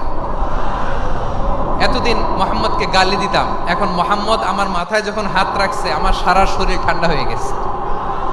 বিশ্বনবী আজান শিখাচ্ছেন, একটা একটা বাক্য পড়ে আবু মাহজুরাও পড়ে, বিশ্বনবী পড়ে আবু মাহজুরাও পড়ে। পুরো বাক্যগুলো যখন শেষ, আজান শেষ, আবু মাহজুরাও যখন পুরো আজান পড়লেন, আবু মাহজুরা বললেন, এতদিন মোহাম্মদের চেহারা দেখলে আমার ঘৃণা লাগতো, আজ থেকে মোহাম্মদের চেহারার চেয়ে প্রিয় চেহারা আমার কাছে নাই। আবু মাহজুরা বললেন, ও মুহাম্মদ, আজানের বাক্য তো আপনি আমারে শেখালেন, এখানেই শেষ করবেন না, আপনি আমারে পড়ায় দেন, লা ইলাহা ইল্লাল্লাহ মুহাম্মাদুর রাসূলুল্লাহ সাল্লাল্লাহু আলাইহি ওয়াসাল্লাম। বিশ্বনবীর সাথে দাঁড়িয়ে উনি শাহাদা পড়ে মুসলমান হয়ে গেলেন। এবার আবু মাহজুরা বলে, ইয়া রাসূলুল্লাহ, ইয়া হাবিবাল্লাহ, আমি মুমিন হয়েছি, মুসলমান হয়েছি, আপনার কাছ থেকে আজান শিখার সৌভাগ্য আমি লাভ করেছি গো নবী। আমার কণ্ঠের বড় তারিফ করেছেন আপনি, আমার আজানকে আপনি পছন্দ করেছেন। একটা জিনিস আপনার কাছে চাই, আপনি আমাকে মক্কার মসজিদুল হারামের মুয়াজ্জিন হিসেবে অ্যাপয়েন্ট করে দেন। বিষ্ণু ঈসা ইসলাম বললেন, যাও আবু মাহজুরা, আমি তোমাকে পৃথিবীর শ্রেষ্ঠতম মসজিদ মক্কার মসজিদুল হারামের মুয়াজ্জিন হিসেবে অ্যাপয়েন্ট করে দিলাম। দেখছেন কিভাবে ট্যালেন্ট হান্টিং করতে হয়, কিভাবে হিউম্যান রিসোর্স মানব সম্পদকে ব্যবহার করতে হয়। আসছিল আজানকে ভেঙাইতে, আসছিল কেন? আজানকে ব্যঙ্গ করার জন্য, বিকৃত করার জন্য। আজানকে বিকৃত করতে যে ইসলামের সবচেয়ে শ্রেষ্ঠ মসজিদের মুয়াজ্জিন হয়ে গেল। পড়েন সুবহানাল্লাহ। হযরত আবু মাহজুরা রাদিয়াল্লাহু তাআলা আনহু ওনার এই সুললিত কণ্ঠ ব্যবহার করে মসজিদুল হারামে এত সুন্দর করে আল্লাহু আকবার বলে আজান দিতেন, মানুষগুলোর, মুসল্লিগুলোর, মক্কাবাসীর হৃদয়কে তিনি বিগলিত করে দিতেন, মানুষের হৃদয়কে ঠান্ডা হয়ে যেত। শুধু এখানেই শেষ না আমার যশোরের ভাইয়েরা। বিশ্বনবী যখন সাইয়েদনা আবু মাহজুরা রাদিয়াল্লাহু তাআলা আনহুকে আজান শিখাচ্ছিলেন, বলেন তো বিশ্বনবীর হাতটা কোথায় ছিল? আবু মাহজুরার মাথার সামনে, এই চুলের উপরে ছিল। আবু মাহজুরা ওই স্মৃতিটাকে ধারণ করবার জন্য, ওই স্মৃতিকে বহন করার জন্য বিশ্বনবীর মোবারক হাত আবু মাহজুরার কপালের চুলের যেই জায়গায় লেগেছে, মৃত্যুর আগের দিন পর্যন্ত আবু মাহজুরা মাথার ওই চুলে কোনোদিন ছুরি আর কামার লাগায় নাই, সেখানে কেচি লাগায় নাই, চুলের মধ্যে খুর লাগায় নাই। আবু মাহজুরা ডান দিকের চুল কাটতো, বাম দিকের চুল কাটতো, পেছনের চুল কাটতো, সামনের চুল কাটতো না। আবু মাহজুরা রাদিয়াল্লাহু তাআলা আনহুর সামনের চুলগুলো বড় হতে হতে যখন এত বড় হয়ে যায়, তিনি চুলগুলো পেঁচিয়ে মাথার মধ্যে রাখতেন। তারপরে তিনি পাগড়ি পরতেন। সবাই জিজ্ঞেস করতো, আবু মাহজুরা এটা আবার কেমন স্টাইল? দেখতে তোমারে কি বিদঘুটে লাগে? কেমন অড লাগে, কেমন খারাপ দেখা যায়। মক্কায় এমন কোন মানুষ তো দেখি নাই, ডানে চুল কাটে, বায়ে চুল কাটে, পেছনে চুল কাটে, সামনে কাটে না। ওরে আবু মাহজুরা কেমন দেখা যায় তোমারে, তুমি সামনের চুল কাটো না কেন? আবু মাহজুরা বলে, আমি হাঁটু গেড়ে পেয়ারা নবীর সামনে বসেছিলাম, আমার এই মাথার চুলের মধ্যে মুবারক হাত লাগিয়ে বিশ্বনবী নিজে আমাকে আজানের প্রতিটা বাক্য শিক্ষা দিয়েছেন। বিশ্বনবীর মুবারক হাত, পবিত্র হাত আমার মাথার চুলের যেই জায়গায় লেগেছে, আমি চাই ওই চুলগুলা নিয়ে আমি আমার কবরের ভিতরে যাব। সাইয়েদনা আবু মাহজুরা রাদিয়াল্লাহু তাআলা আনহু ইন্তেকালের আগের পর্যন্ত মাথার সামনের চুলগুলা কাটে নাই। মাথার সামনের চুল তিনি কাটেন নাই। সুবহানাল্লাহ বিহামদি। কেমন ভালোবাসতেন বিশ্বনবী সাহাবীদেরকে, সাহাবারা কেমন ভালোবাসতেন বিশ্বনবীকে। সামনের চুলগুলো বড় হতে হতে এত বড় ছিল, পেঁচিয়ে রেখে পাগড়ি পরতেন, কাটতেন না। নবীর হাত লেগেছিল। সুবহানাল্লাহ পড়েন। তাহলে what is the lesson? Moral of the story কি? মোরাল অফ দ্য স্টোরি হচ্ছে, আসছিল আজানকে ব্যঙ্গ করার জন্য, বিকৃত করার জন্য, হয়ে গেল মসজিদুল হারামের মুয়াজ্জিন। দেখেন বিশ্বনবী একটা খারাপ সিচুয়েশনের মধ্যে থেকে কি ভালো জিনিস বের করে আনলেন। আমি যে শুরুতে বলেছি কিভাবে তিনি হিউম্যান রিসোর্সকে ডেভেলপ করেছেন, ম্যানেজ করেছেন। তিনি যে চৌকস ট্যালেন্ট হান্টার ছিল, দেখেন সবার মধ্যে থেকে এরে বাছাই করে মুয়াজ্জিন বানাই দিয়েছেন। সুবহানাল্লাহ পড়েন। তার মানে এই না সবাইরে ধরে ধরে উনি মুয়াজ্জিন বানাইছেন। যার যেই ট্যালেন্ট আছে তাকে ওই কাজে অ্যাসাইন করেছেন। যার যেই প্রতিভা আছে তার প্রতিভাকে ইসলামের কাজে লাগিয়েছেন। সুবহানাল্লাহ পড়েন। যায়েদ বিন সাবিত রাদিয়াল্লাহু তাআলা আনহু নাম শুনেছেন? যশোর কথা বের হয় না। যদি জিগায় সালমান খানের নাম শুনছেন, সবাই হাত তুলবে, জি হুজুর শুনছি, মানে সব দেখা শেষ। সালমান খান, আমির খান, অমুক খান, সব খান মুখস্থ, কিন্তু যায়েদ বিন সাবিতের নাম মুখস্থ নাই মুসলমানদের। যেই সাহাবী মাথার সামনের চুল কাটে নাই, মসজিদুল হারামের মুয়াজ্জিন বানাইছেন বিশ্বনবী, সাহাবীর নাম কি? খায়া ফেলাইছে, স্লোগানের সাথে খায়া ফেলাইছে। আবু মাহজুরা। কি নাম? আবু মাহজুরা আল জুমাহি রাদিয়াল্লাহু তাআলা। এই নামটা আজকে নিয়ে যাইতে হবে যশোর। আবু মাহজুরা রাদিয়াল্লাহু তাআলা। দুই নম্বরে বলছিলাম যায়েদ বিন সাবিত রাদিয়াল্লাহু তাআলা আনহু। বিশ্বনবী দেখলেন মদিনার এই আনসারী সাহাবী হাইলি ট্যালেন্টেড, ইন্টেলেকচুয়াল, মেরিটোরিয়াস, জ্ঞানের প্রতি তার আকর্ষণ, মারাত্মক আকর্ষণ। বিশ্বনবী তাকে দায়িত্ব দিলেন, কোরআন যা নাজিল হয় তুমি লিখো, কাতিবুল ওহী বানায় দিলেন। সুবহানাল্লাহ। যায়েদ বিন সাবিতরে আবার আজান শিখান নাই, কারণ তার মধ্যে বিশ্বনবী প্রতিভা দেখেছেন, একাডেমিক প্রতিভা। বিশ্বনবীর একাডেমিক প্রজেক্টগুলো তিনি হ্যান্ডেল করতেন। যায়েদ বিন সাবিত ছিল বিশ্বনবীর ব্যক্তিগত সচিব। কি ছিল? ব্যক্তিগত সচিব। বোঝেন নাই? বিশ্বনবীর ব্যক্তিগত সচিব এবং দোভাষী। ইহুদিরা কিছু লিখে দিলে এটার অর্থ বিশ্বনবীরে বুঝায় দিতেন, আবার ইহুদিদের কাছে কিছু লিখতে হলে তিনি লিখে দিতেন। বিশ্বনবী একদিন বললেন, ইন্নী ওয়াল্লাহি মা আমানু ইয়াহুদা আলা কিতাব। ইহুদিরা যে চিঠি পাঠায় অর্থ তো বুঝি না, আরেক ইহুদি আইনে অর্থ করা লাগে। আবার ইহুদিদের কাছে কিছু লিখে পাঠাইতে চাইলে আমরা তো লিখতে পারি না, ইহুদিরে দিয়ে লেখা লাগে।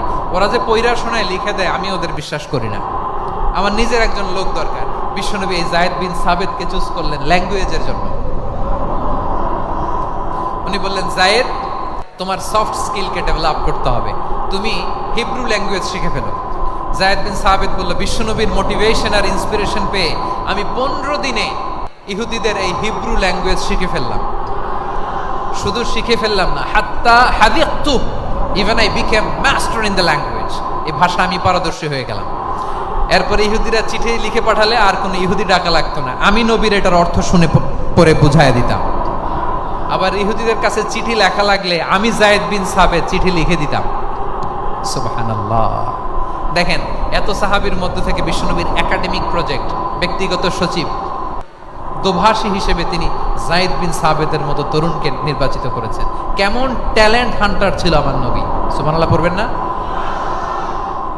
বিশ্বনবীর ইন্তেকালের পরে সাইয়েদনা আবু বকর রাদিয়াল্লাহু তাআলা আনহু যখন খলিফা হয়ে আসলেন, কোরআনকে সংকলনের দায়িত্ব দেয়া লাগবে, কোন সাহাবীকে দিবেন? সব সাহাবারা মিলে পরামর্শ করলেন। সাইয়েদনা আবু বকর, ওমর সবাই মিলে এই বিশাল কোরআন সংকলনের গুরু দায়িত্ব বিশ্বনবীর ব্যক্তিগত সচিব, বিশ্বনবীর দুভাষী, বিশ্বনবীর সিলেক্ট করাই লোক যায়েদ ইবনে সাবিত রাদিয়াল্লাহু তাআলা আনহুকে দিয়েছে। কোরআনের কপি তো আজকে এখানে রাখে নাই। এই যে আজকের যে কোরআন পড়েন, এটা আগে এরকম ছিল না। কোরআন নাজিল হলে সাহাবারা চামড়ার, ওটের চামড়ায় লিখে ফেলতো, ওটের চ্যাপ্টা হাড্ডির মধ্যে লিখে ফেলতো, গাছের গুড়ির মধ্যে লিখে ফেলতো, বিভিন্ন জনের কাছে ছড়ানো ছিটানো ছিল।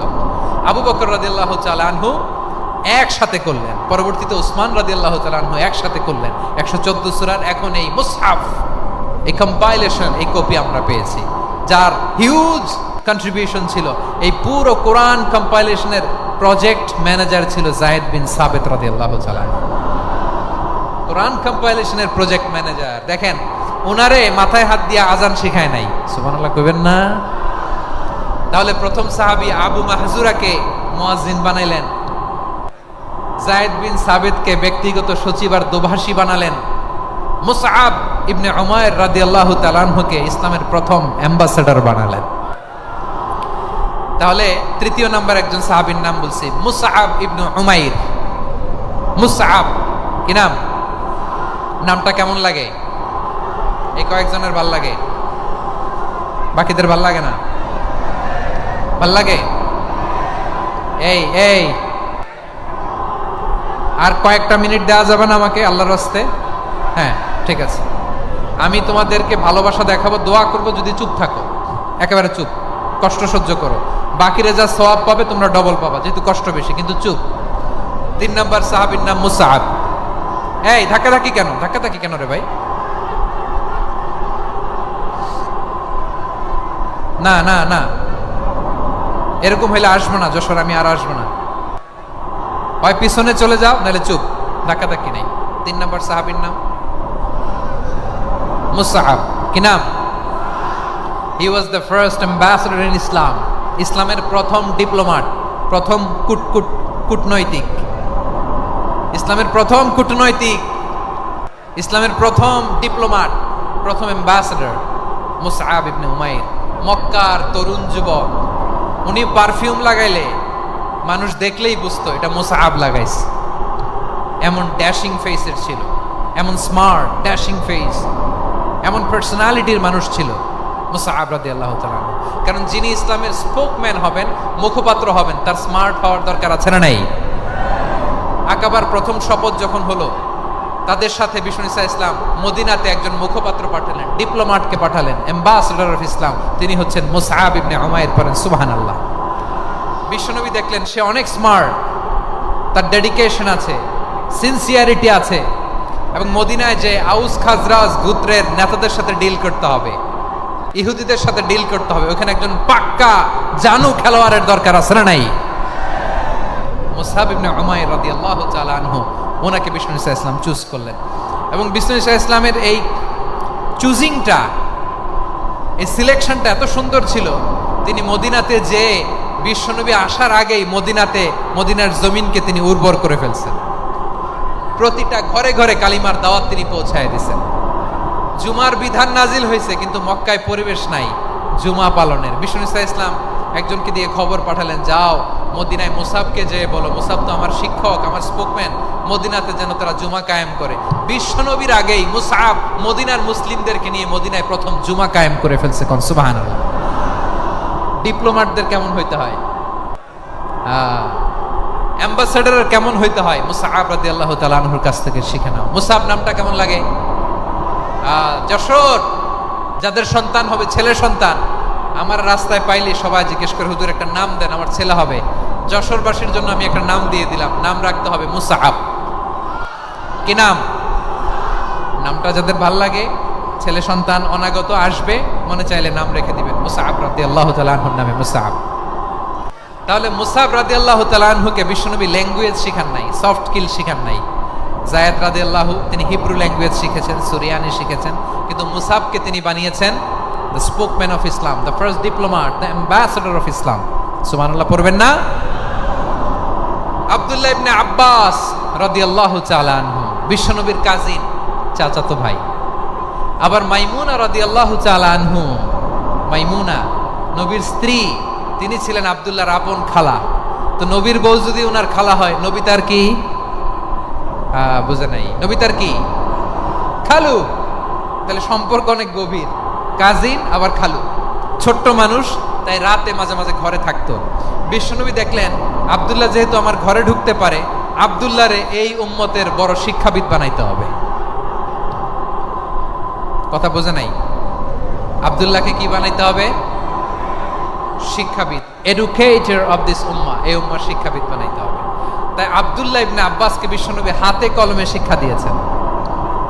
আহারে, আর এরপরে যে কি ভাষা আসবে তোমাদের জন্য আমার মুখ থেকে আমি নিজেও জানি না, আমি নিজেও জানি না। 1 ঘন্টা যাব ধাক্কা ধাক্কি মারামারি। তো আসতে বলছে কে তোমাকে? পেছনে চলে যাও, জায়গা না পেলে।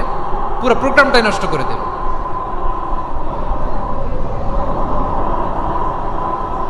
জি, আমার দিকে তাকান, আমি শেষ করে দিচ্ছি। হবে না, ইন্টেলেকচুয়াল আলোচনা এখানে হবে না, আমি বুঝতে পারছি, আমি শেষ করে দিচ্ছি। আব্দুল্লাহ ইবনে আব্বাস রাদিয়াল্লাহু তাআলা আনহু, মনোযোগ দিয়ে কয়েকটা মিনিট শুনুন, আমি এখনই শেষ করে দিচ্ছি, এরপর আওয়াজ করবে। এই যে এগুলো কি আমি বুঝলাম না। আমি বললাম না সব করা যাবে, বসে যাও, শুয়ে যাও, চলে যাও, আওয়াজ করা যাবে না। অন্যকে বসো এটাও বলার দরকার নেই, জাস্ট এদিকে তাকাও। আল্লাহ। আব্দুল্লাহ ইবনে আব্বাস রাদিয়াল্লাহু তাআলা আনহু, উনাকে বিশ্বনবী হাতে কলমে শিক্ষা দিয়েছেন, যেহেতু উম্মতের শিক্ষাবিদ হবেন, এডুকেটেড হবেন। তো বিশ্বনবী রাতে যখন তাহাজ্জুদ পড়তেন, ছোট্ট আব্দুল্লাহ ঘরে থাকতো। বুঝতে পেরেছেন? ছোট্ট মানুষ তো ঘরে থাকতো। তো বিশ্বনবী তাহাজ্জুদের জন্য একবার দাঁড়িয়েছেন, ছোট্ট আব্দুল্লাহ ওযু করে দাঁড়াইছে। আচ্ছা বলেন তো, ইমাম আর মুসল্লি মোট যদি 2 জন হয়, একজন ইমাম একজন মুসল্লি, তো মুসল্লি ইমামের কোন দিকে দাঁড়াবে? ডানে দাঁড়াবে। ছোট্ট আব্দুল্লাহ বুঝে নাই, বিশ্বনবী তাহাজ্জুদ শুরু করেছেন, উনি একতেদা করছেন আর দাঁড়াইছেন বায়ে।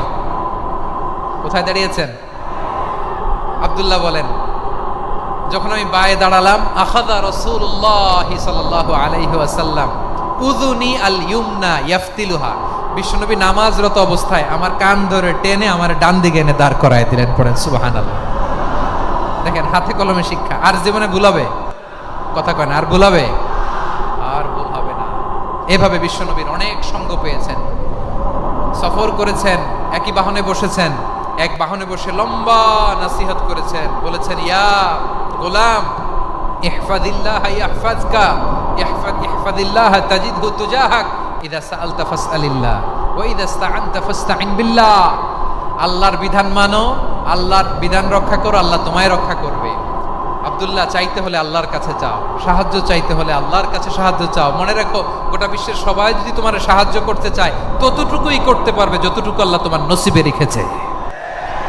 গোটা বিশ্ব যদি তোমার বিরুদ্ধে ষড়যন্ত্রে দাঁড়িয়ে যায়, ক্ষতি ততটুকু করতে পারবে যতটুকু তোমার জন্য বরাদ্দ আছে, এর বাইরে কিছু করতে পারবে না। আওয়াজ করে বলেন ঠিক কিনা?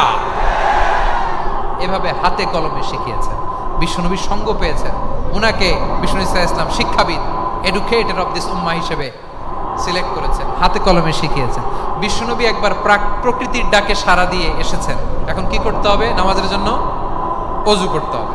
বিশ্বনবী এসেই দেখেন অজুর বদনায় পানি ভরা, খুশি হয়ে গেলেন, বললেন, কে রেখেছে পানি?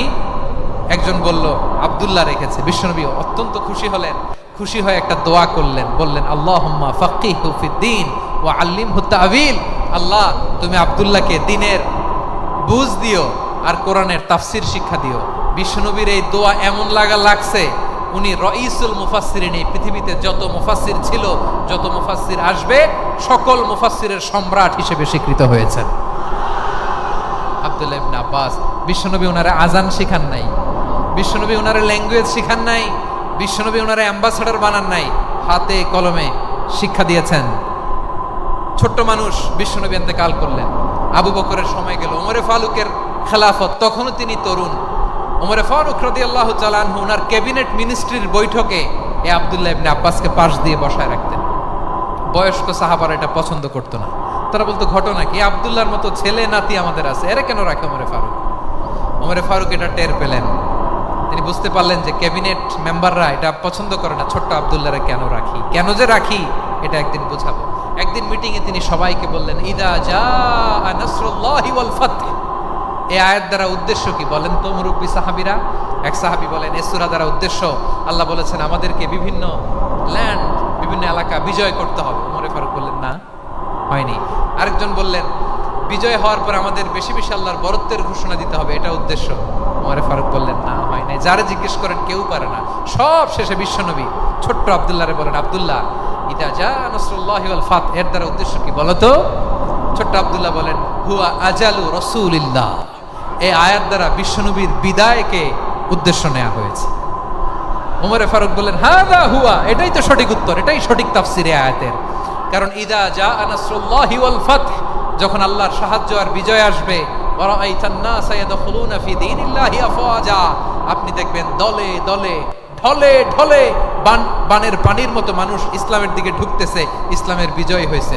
তো ইসলামের বিজয়ের মিশন নিয়ে নবী আসছে, বিজয়ী যখন হয়ে গেছে, এখন তো নবীর বিদায় হবে। জোরে বলেন ঠিক কিনা?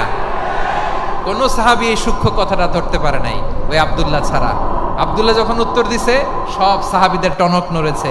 এরপর থেকে কোনো ক্যাবিনেট মিটিং এ আর কোনো সাহাবারা কোনো প্রশ্ন করে নাই, আওয়াজ করে পড়েন সুবহানাল্লাহ।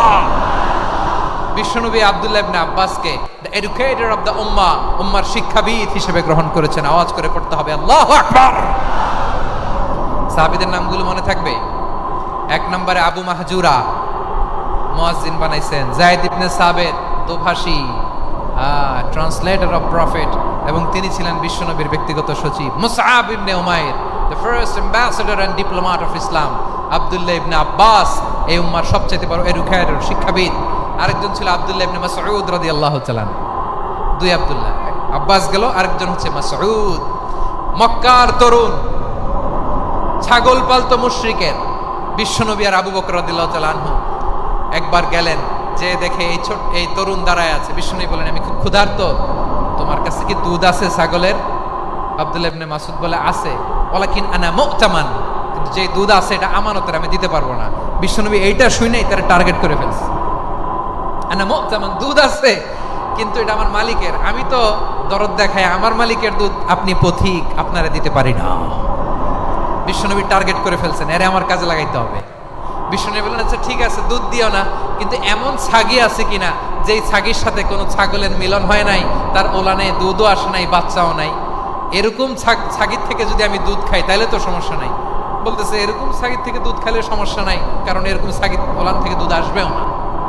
বলতেছে, ঠিক আছে, এরকম একটা ছাগি নিয়ে আসো। নিয়ে আসা হলো। বিশ্বনবী বিসমিল্লাহ বলে ওই ছাগির ওলানে হাত দিলেন। হাত দিতে দেরি, পুরো ওলানটা দুধে ভরে যেতে দেরি হয় না। বিশ্বনবী আর আবু বকর রাদিয়াল্লাহু তাআলা আনহু দহন করে পেট ভরে খেলেন। এই দৃশ্য আব্দুল্লাহ ইবনে মাসউদের হৃদয়ে দাগ কাটলো। এই মুজিজা দেখে তিনি বললেন, আশহাদু আল্লা ইলাহা ইল্লাল্লাহ ওয়া আশহাদু আন্না মুহাম্মাদুর রাসূলুল্লাহ। তিনি ষষ্ঠ মুসলিম ছিলেন, 6 নম্বর মুসলমান। ওনাকে টার্গেট করে বিশ্বনবী দেখলেন এমন ইন্টেলেকচুয়াল ব্রেন, উনি সূক্ষ্ম সূক্ষ্ম জিনিস বুঝে বেশি, ফিকহি জ্ঞান ওনার মধ্যে বেশি। বিশ্বনবী ওনাকে কোরআনের জ্ঞান শিক্ষা দিতে লাগলেন। উনি বিশ্বনবী সবার কাছে কোরআন শোনায়, কিন্তু বিশ্বনবী নিজে আব্দুল্লাহ ইবনে মাসউদের কাছ থেকে কোরআন শুনতো। বিশ্বনবী একবার বললেন, ইকরা আলাইয়া ইয়া মাসউদ। ইবনে মাসউদ, একবার শোনাও তো কোরআন দেখি। আব্দুল্লাহ ইবনে মাসউদ বলে, আকরাউ আলাইকা ওয়া আলাইকা উনজিল। নবী, আপনার উপর কোরআন নাজিল হয় আর আমি আপনার সামনে কোরআন পড়ব। বিশ্বনবী বললেন, ইন্নী উহিব্বু আন আসমাআহু মিন গায়রি। আমি নিজে পড়তে যেমনি ভালোবাসি, অন্যে পড়ুক আমি শুনবো, এটাও আমি ভালোবাসি। সূরা নিসা তিনি তেলাওয়াত করে শুনিয়েছেন। এমন সূক্ষ্ম সূক্ষ্ম বিষয় বিশ্বনবী ওনাকে ধরিয়ে দিয়েছেন। উনি হয়ে গিয়েছেন, আব্দুল্লাহ ইবনে আব্বাস হয়েছেন রাইসুল মুফাসসিরিন, ওই হয়ে গিয়েছেন ফাকিহুল উম্মাহ। ওনার চাইতে বড় ফকি এই পৃথিবী আর দেখবে না। চিল্লায় বলেন সুবহানাল্লাহ। উনি বলতেন, ওয়াল্লাহি ওয়াল্লাহি ইল্লাযী লা ইলাহা গায়রু মা উনজিলাত সূরাতুন ইল্লা ওয়া আনা আ'লামু আইনা উনজিলাত ওয়া ফীমা উনজিলাত। বিশ্বনবী এমন ভাবে কোরআনের দার্স আমাকে দিয়েছেন, কোরআনে যত সূরা নাজিল হয়েছে, যেখানে নাজিল হোক না কেন আমি জানি এটা কোথায় নাজিল হয়েছে এবং কোন প্রেক্ষাপটে নাজিল হয়েছে। এমন একটা সূরা নাই যে সূরার কোথায় নাজিল হয়েছে আমি মাসুদের জানা নাই, কোন প্রেক্ষাপটে নাজিল হয়েছে আমার জানা নাই, এরকম ঘটবে না। চিল্লায় বলেন আল্লাহু আকবার। এই আব্দুল্লাহ ইবনে মাসউদ রাদিয়াল্লাহু তাআলা ওমর ফারুকের সময় কুফার চিফ জাস্টিস ছিলেন। কুফা নগরীর চিফ জাস্টিস। চিফ জাস্টিস বুঝেন নাই? বিচারপতি। কি ছিলেন? সবাই বলে নাই কি ছিলেন? বিচারপতি ছিলেন। এবং ওনার যে ফিকহি জ্ঞানের ধারা, এটাই আলকামা, ইব্রাহিম আন-নাখাই, হাম্মাদ ইবনে সুলাইমান হয়ে ইমাম আবু হানিফা পর্যন্ত পৌঁছেছে। এবং ওনার ফিকহি জ্ঞানের ধারাই হানাফি মাযহাবে অ্যাকসেপ্ট হয়েছে। আজও এগুলো হানাফি মাযহাবে চর্চিত হয়। হানাফি মাযহাবের সব ফিক আব্দুল্লাহ ইবনে মাসউদের ফিকহি জ্ঞানের ধারা থেকে নেওয়া হয়েছে। চিল্লায় পড়েন সুবহানাল্লাহ। তাহলে উনাকে বিশ্বনবী বানিয়েছেন জুরিস্ট, জুরিস্ট, আইনবিদ, ফাকিহ। উনারে আজান শিখান নাই। হিউম্যান রিসোর্স ডেভেলপমেন্ট কিভাবে করবেন, মানব সম্পদের উন্নয়ন কিভাবে করতে হয়, কিভাবে যার যেখানে প্রতিভা কাজে লাগাতে হয় উনি দেখিয়েছেন। সুবহানাল্লাহ পড়বেন না? খালিদ বিন ওয়ালিদ নাম শুনছেন? কে কে শোনেন নাই হাত তোলেন। কি ছিলেন? বীর যোদ্ধা, বীর যোদ্ধা ছিলেন খালিদ বিন ওয়ালিদ। কিন্তু তিনি ইসলাম ধর্ম গ্রহণ করেছেন অনেক দেরিতে, 8ম হিজরিতে। তার মানে 8ম হিজরির আগে উনি মুশরিকদের পক্ষে লড়াই করেছেন। ওনার হাতে কত মুসলিম সাহাবী যে নিহত হয়েছে হিসাব নাই। বিষ্ণুনবী টার্গেট করে রাখছে, তুমি আমাদের মুসলিমদের এত ক্ষতি করলা, তুমি যখন মুসলমান হবা তোমারে দিয়ে আমি এমন কাম করামু যে এটা আর কেউ করতে পারবে না। সুবহানাল্লাহ নাই? যশোর ক্লান্ত হয়ে গেছে।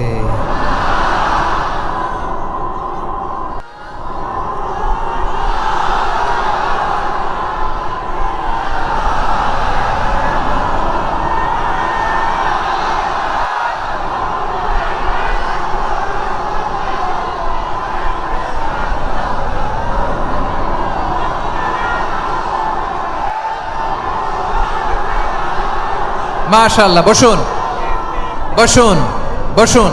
খালিদ বিন ওয়ালিদ রাদিয়াল্লাহু তাআলা 8ম হিজরিতে মুসলিম হয়েছেন, মক্কা বিজয়ের আগে। তো মক্কা বিজয়ের আগে যখন মুসলিম হয়েছেন, এর আগে কি করছেন? কাফিরদের সাথে যুদ্ধ করেছেন। উনি উহুদের যুদ্ধে মুসলমানদের যে পরাজয় ভাব, কঠিন পরিস্থিতির মুখোমুখি ওনার কারণে পেছন থেকে এমন আতর্কিত আক্রমণ করেছেন, মুসলমানদেরকে কচুকাটা করেছেন। 8ম হিজরিতে আল্লাহ তাআলা হেদায়েতের নূর দিয়ে ওনার হৃদয়টাকে উজালা করে দিলেন। লা ইলাহা এটা এমন বাণী যার হৃদয় একবার টাচ খাবে, এইটা থেকে সে আর পালিয়ে বেড়াতে পারে।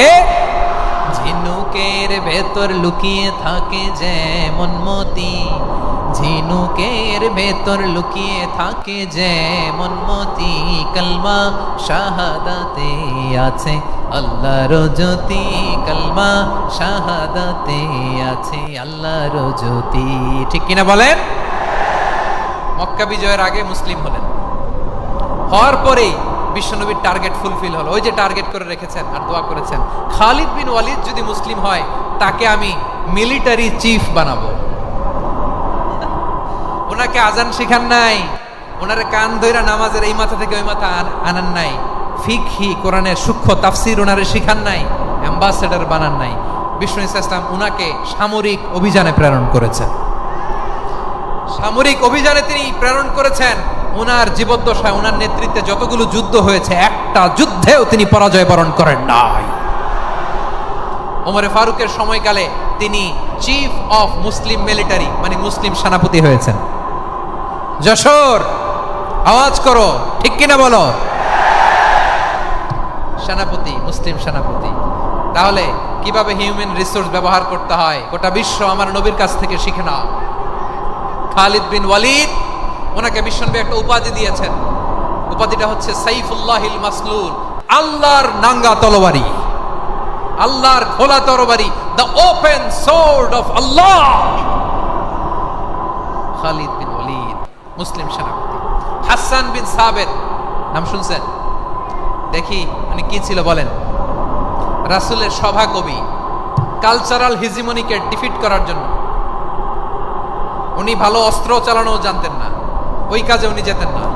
ওনার ছিল কাব্য প্রতিভা। কাব্য প্রতিভা, কাফিররা কবিতা দিয়ে নবীকে গালি দিত, বিশ্বনবী বলতেন, ইয়া হাসান আজিব আন রাসূলিল্লাহ, তুমি নবীর হয়ে কাফেরদের এই কথাগুলোর জবাব দাও। বিশ্বনবীর একটা মিম্বার ছিল, বিশ্বনবীর মিম্বারের পাশাপাশি মসজিদে নববীতে এই হাসান বিন সাবিতের জন্য বিশ্বনবী একটা স্পেশাল মিম্বার বানিয়ে দিয়েছেন। এখান থেকে তুমি জবাব দাও। এবং বিশ্বনবী বলেছেন, আল্লাহুম্মা আইয়িদহু বিরূহিল কুদুস, আল্লাহ হাসান আমার পক্ষে জবাব দেয়, তুমি জিব্রাইল মারফত তাকে সাহায্য পাঠাইয়া দিও। রাসূল সাল্লাল্লাহু আলাইহি ওয়াসাল্লামের সভা কবি, the poet of the prophet, নবীর কবি, উনি কবিতা দিয়ে এমন উচ্চাঙ্গের ভাষায় কবিতা দিয়ে তিনি জবাব দিতেন, কাফিরদের গা শিহরে যেত, তাদের হৃদয়ে আগুন ধরে যেত। তাহলে এরকম কবিরও দরকার আছে না নাই?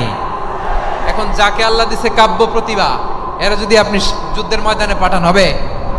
যারে দিছে সুরেলা গলা, এরা যদি অ্যাম্বাসেডর বানান হবে না। হাসান বিন সাবিত ছিলেন বিশ্বনবী সাল্লাল্লাহু আলাইহি ওয়াসাল্লামের কবি। হুযায়ফা ইবনুল ইয়ামান বিশ্বনবীর গোয়েন্দা বিভাগের প্রধান। কিসের প্রধান? হুযায়ফা ইবনুল ইয়ামান, ওনার ছিল ডিটেকটিভ মাইন্ড, গোয়েন্দা বিভাগের প্রধান। এবং উনি হচ্ছেন সাহিবু সিররি রাসূলিল্লাহ, রাসূল সাল্লাল্লাহু আলাইহি ওয়াসাল্লামের গোপন তথ্যের ধারক বাহক। নবীর যেই কথা কেউ জানে না, সব হুযায়ফার পেটের ভিতরে ছিল। সুবহানাল্লাহ পড়েন। মদিনার যত ইহুদিদের একটা লিস্ট ছিল, এই লিস্ট শুধু দুইজন জানতো, বিশ্বনবী আর হুযায়ফা। সুবহানাল্লাহ পড়বেন না? তাহলে উনাকে কোন দায়িত্ব দিছে? কোন বিভাগ?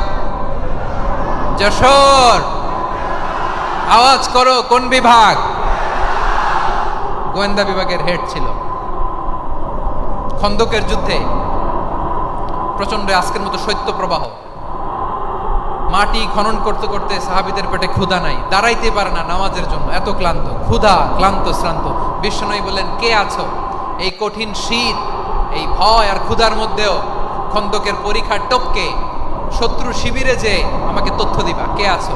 কারো গায়ে শক্তিই নাই যে দাঁড়াবে, কেউ দাঁড়ায় না। বিশ্বনবী তখন নিজে হুযায়ফাকে ডাক দিলেন, হুযায়ফা, যে আমাকে আজকে শত্রু শিবিরের তথ্য এনে দিবে, সে জান্নাতে আমার মোরাফাকা, আমার সঙ্গী হবে। হুযায়ফা রাদিয়াল্লাহু ইবনুল ইয়ামান জীবনের ঝুঁকি নিয়ে এই ক্ষুধা, শৈত্য প্রবাহ, কোল্ড ওয়েভসকে উপেক্ষা করে পরীক্ষা টপকে শত্রু শিবিরে যে সবার কথাগুলো চুপে চুপে শুনে বিশ্বনবীর দরবারে এসে গোয়েন্দাদের মতো তথ্য সরবরাহ করেছে। বিশ্বনবীর গোয়েন্দা বিভাগের প্রধান হুযায়ফা ইবনুল ইয়ামান ইন্টেলিজেন্স বিভাগ চালাতেন। মুনাফিকদের নাম ওনার কাছে ছিল। মুআয ইবনে জাবাল মদিনা রাষ্ট্রের সবচেয়ে সিনিয়র আমলা ছিলেন। আমলাতন্ত্র চিনেন তো? প্রশাসনিক কাজ যারা চালায়, অ্যাডমিনিস্ট্রেশন বুঝেন না? The department of administration. মদিনার রাষ্ট্রের সিনিয়র আমলা মুআয ইবনে জাবাল মুতাখাসসিসুন ফিল হালাল ওয়াল হারাম, হালাল হারামের স্পেশালিস্ট ছিলেন। বিশ্বনবী উনাকে ইয়ামানের গভর্নর করে পাঠাইছেন। বলেছেন, ইন্নাকা তা'তি কওমান আহলা কিতাব, এমন গোষ্ঠীর কাছে যাবা ইহুদি নাসারা, আগে শাহাদা পড়লে এরপরে নামাজের দাওয়াত দিও, নামাজ পড়লে যাকাতের দাওয়াত দিও। গভর্নরের অ্যাটিটিউড যেমন থাকে তেমন অ্যাটিটিউড ধরে রেখো। সুবহানাল্লাহ পড়েন। তাহলে মুআয ইবনে জাবালকে দিয়ে বিশ্বনবী কবিতা লেখায় নাই, চিঠি লেখায় নাই, আজান দেওয়ায় নাই। সুবহানাল্লাহ পড়বেন না? সব শেষ সাহাবী বলি আবু হুরায়রা রাদিয়াল্লাহু তাআলা আনহু, নাম শুনছেন? বিড়ালের বাবা। কি করতেন? খালি হাদিস মুখস্থ করতেন। উনি বলতেন, আলজামু রাসূলুল্লাহ আলা মিল ইবাতনি, আমার শুধু পেটের ক্ষুধার বন্দোবস্ত হইলে আমি নবীর সঙ্গ ছাড়তাম না। আমার আনসার সাহাবারা ক্ষেত খামারের কাজ করত, আমার মুহাজির সাহাবারা ব্যবসা করত, আর আমি নবীর সাথে সাথে থাকতাম। শুধু সকাল বিকাল দুই বেলা যদি আমার খাবারের বন্দোবস্ত হয়, আমি আর নবীর লক ছাড়ি না। সুবহানাল্লাহ কইবেন না? 5374টা হাদিস তিনি বর্ণনা করেছেন। সবচেয়ে বেশি হাদিস বর্ণনাকারী সাহাবী। হাদিস প্রিজার্ভেশনের কাজে বিশ্বনবী ওনাকে কাজে লাগিয়েছেন। উনি একদিন বলেন, ইয়া রাসূলুল্লাহ আসমাউ মিনকা কাসীরান ফালা আহফাজু, নবী অনেক কথা শুনি আমার মনে থাকে না। বিশ্বনবী বললেন, তাই? উবসুত রিদাক, তোমার চাদরটা বিছাও। আবু হুরায়রা বিছালেন, বিশ্বনবী হাত বুলায় দিলেন, এরপরে অনেক হাদিস বর্ণনা করলেন।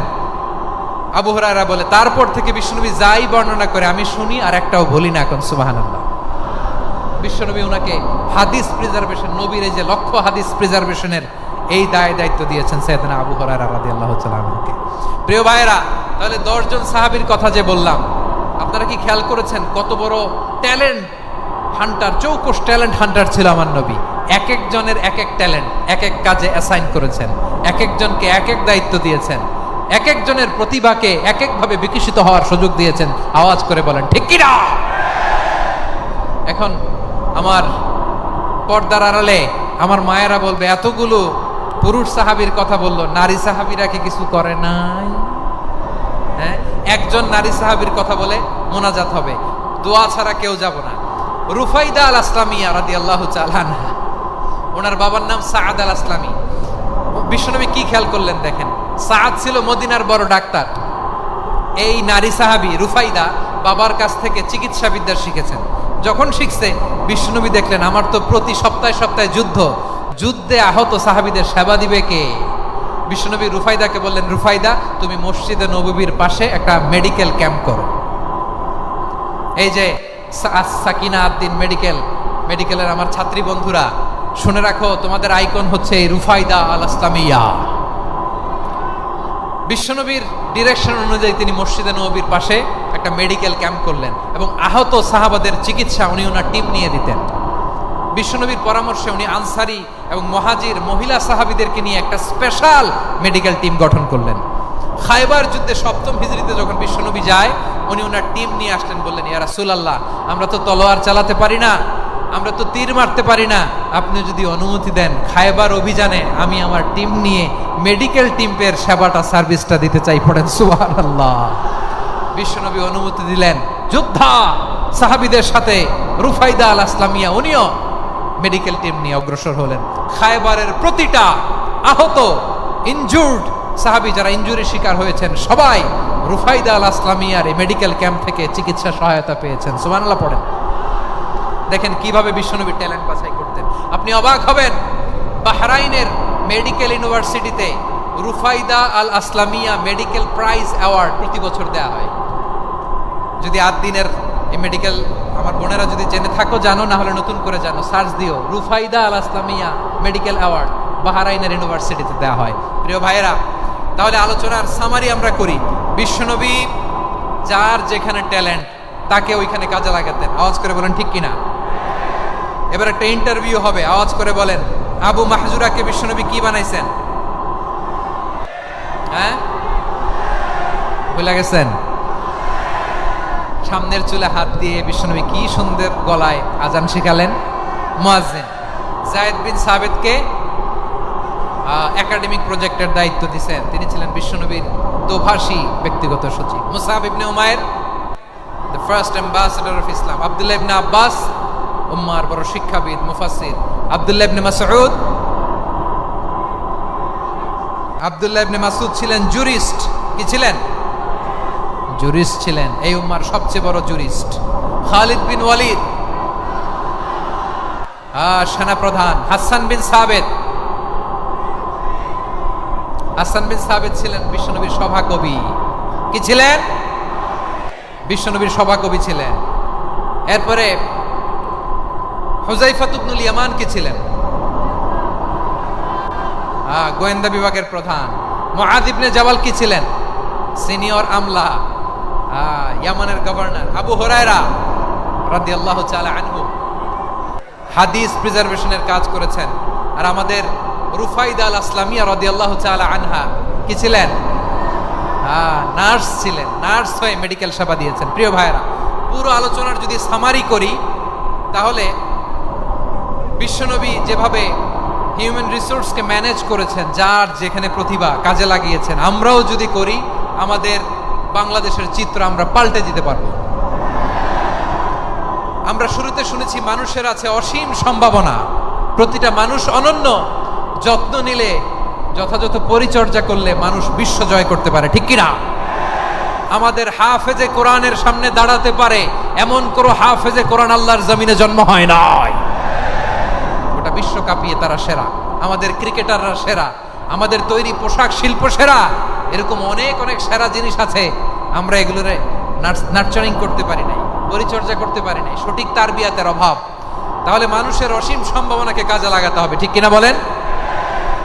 ইউনুস গভর্নমেন্টকে আমি বলবো, অল্প সময়ের জন্য আপনারা এসেছেন, সংস্কারও করতে হবে, আবার নির্বাচনও করতে হবে, সব সংস্কার হয়তো করতে পারবেন না, যতটুকু পারবেন এর মধ্যে আমাদের যে হিউজ ম্যান পাওয়ার, আমাদের যে মানব সম্পদ, হিউম্যান রিসোর্স, এটাকে ডেভেলপ করে আপনাদের যেতে হবে। যেটা পারবেন না সেটাকে পরবর্তী নির্বাচিত গভর্নমেন্টের কাছে রেখে যেতে হবে, যে তারা যেন করে, তাদের কাছে আপনারা এটা রেখে যাবেন। তাহলে মানুষ চাইলে বিশ্ব জয় করতে পারে, আর মানুষকে হারাতে পারে কেউ? জোরে বলো যশোর, মানুষকে হারাতে পারে কেউ? আল্লাহ আমাদেরকে জনসংখ্যা দিয়েছেন প্রিয় ভাইয়েরা। এই জনসংখ্যা অনেক বড় সম্পদ, এটা আমাদের জন্য অভিশাপ নয়, আশীর্বাদ।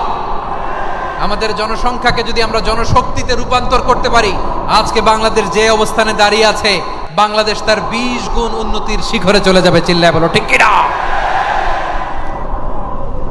আমাদের শ্রমিক ভাইয়েরা বাইরে কাজ করে, আমাদের শ্রমজীবী ভাইয়েরা, প্রবাসীরা, তাদের ব্যাপারে গুরুত্ব দিতে হবে। আমাদের শ্রমের দাম সবচেয়ে কম, সবচেয়ে কম। তারা এম্বাসিতে গুরুত্ব পায় না, এয়ারপোর্টে গুরুত্ব পায় না। এই সরকার অবশ্য তাদেরকে অনেক গুরুত্ব দিচ্ছে। আমাদের অদক্ষ শ্রমিককে যখন আমরা দুবাই পাঠাই, অল্প বেতন পায়, কিন্তু ইন্ডিয়ানরা দক্ষ শ্রমিক পাঠাইলে তার 3 গুণ বেতন পায়। আমরা আমাদের শ্রমিকদেরকে অদক্ষভাবে আর পাঠাতে চাই না, দক্ষ শ্রমিক পাঠিয়ে আমরা রেমিটেন্সের বন্যা বইয়ে দেব। আমাদের শ্রমিকদের পাঠানো রেমিটেন্সের টাকায় সচল থাকে আমার দেশের অর্থনীতির চাকা।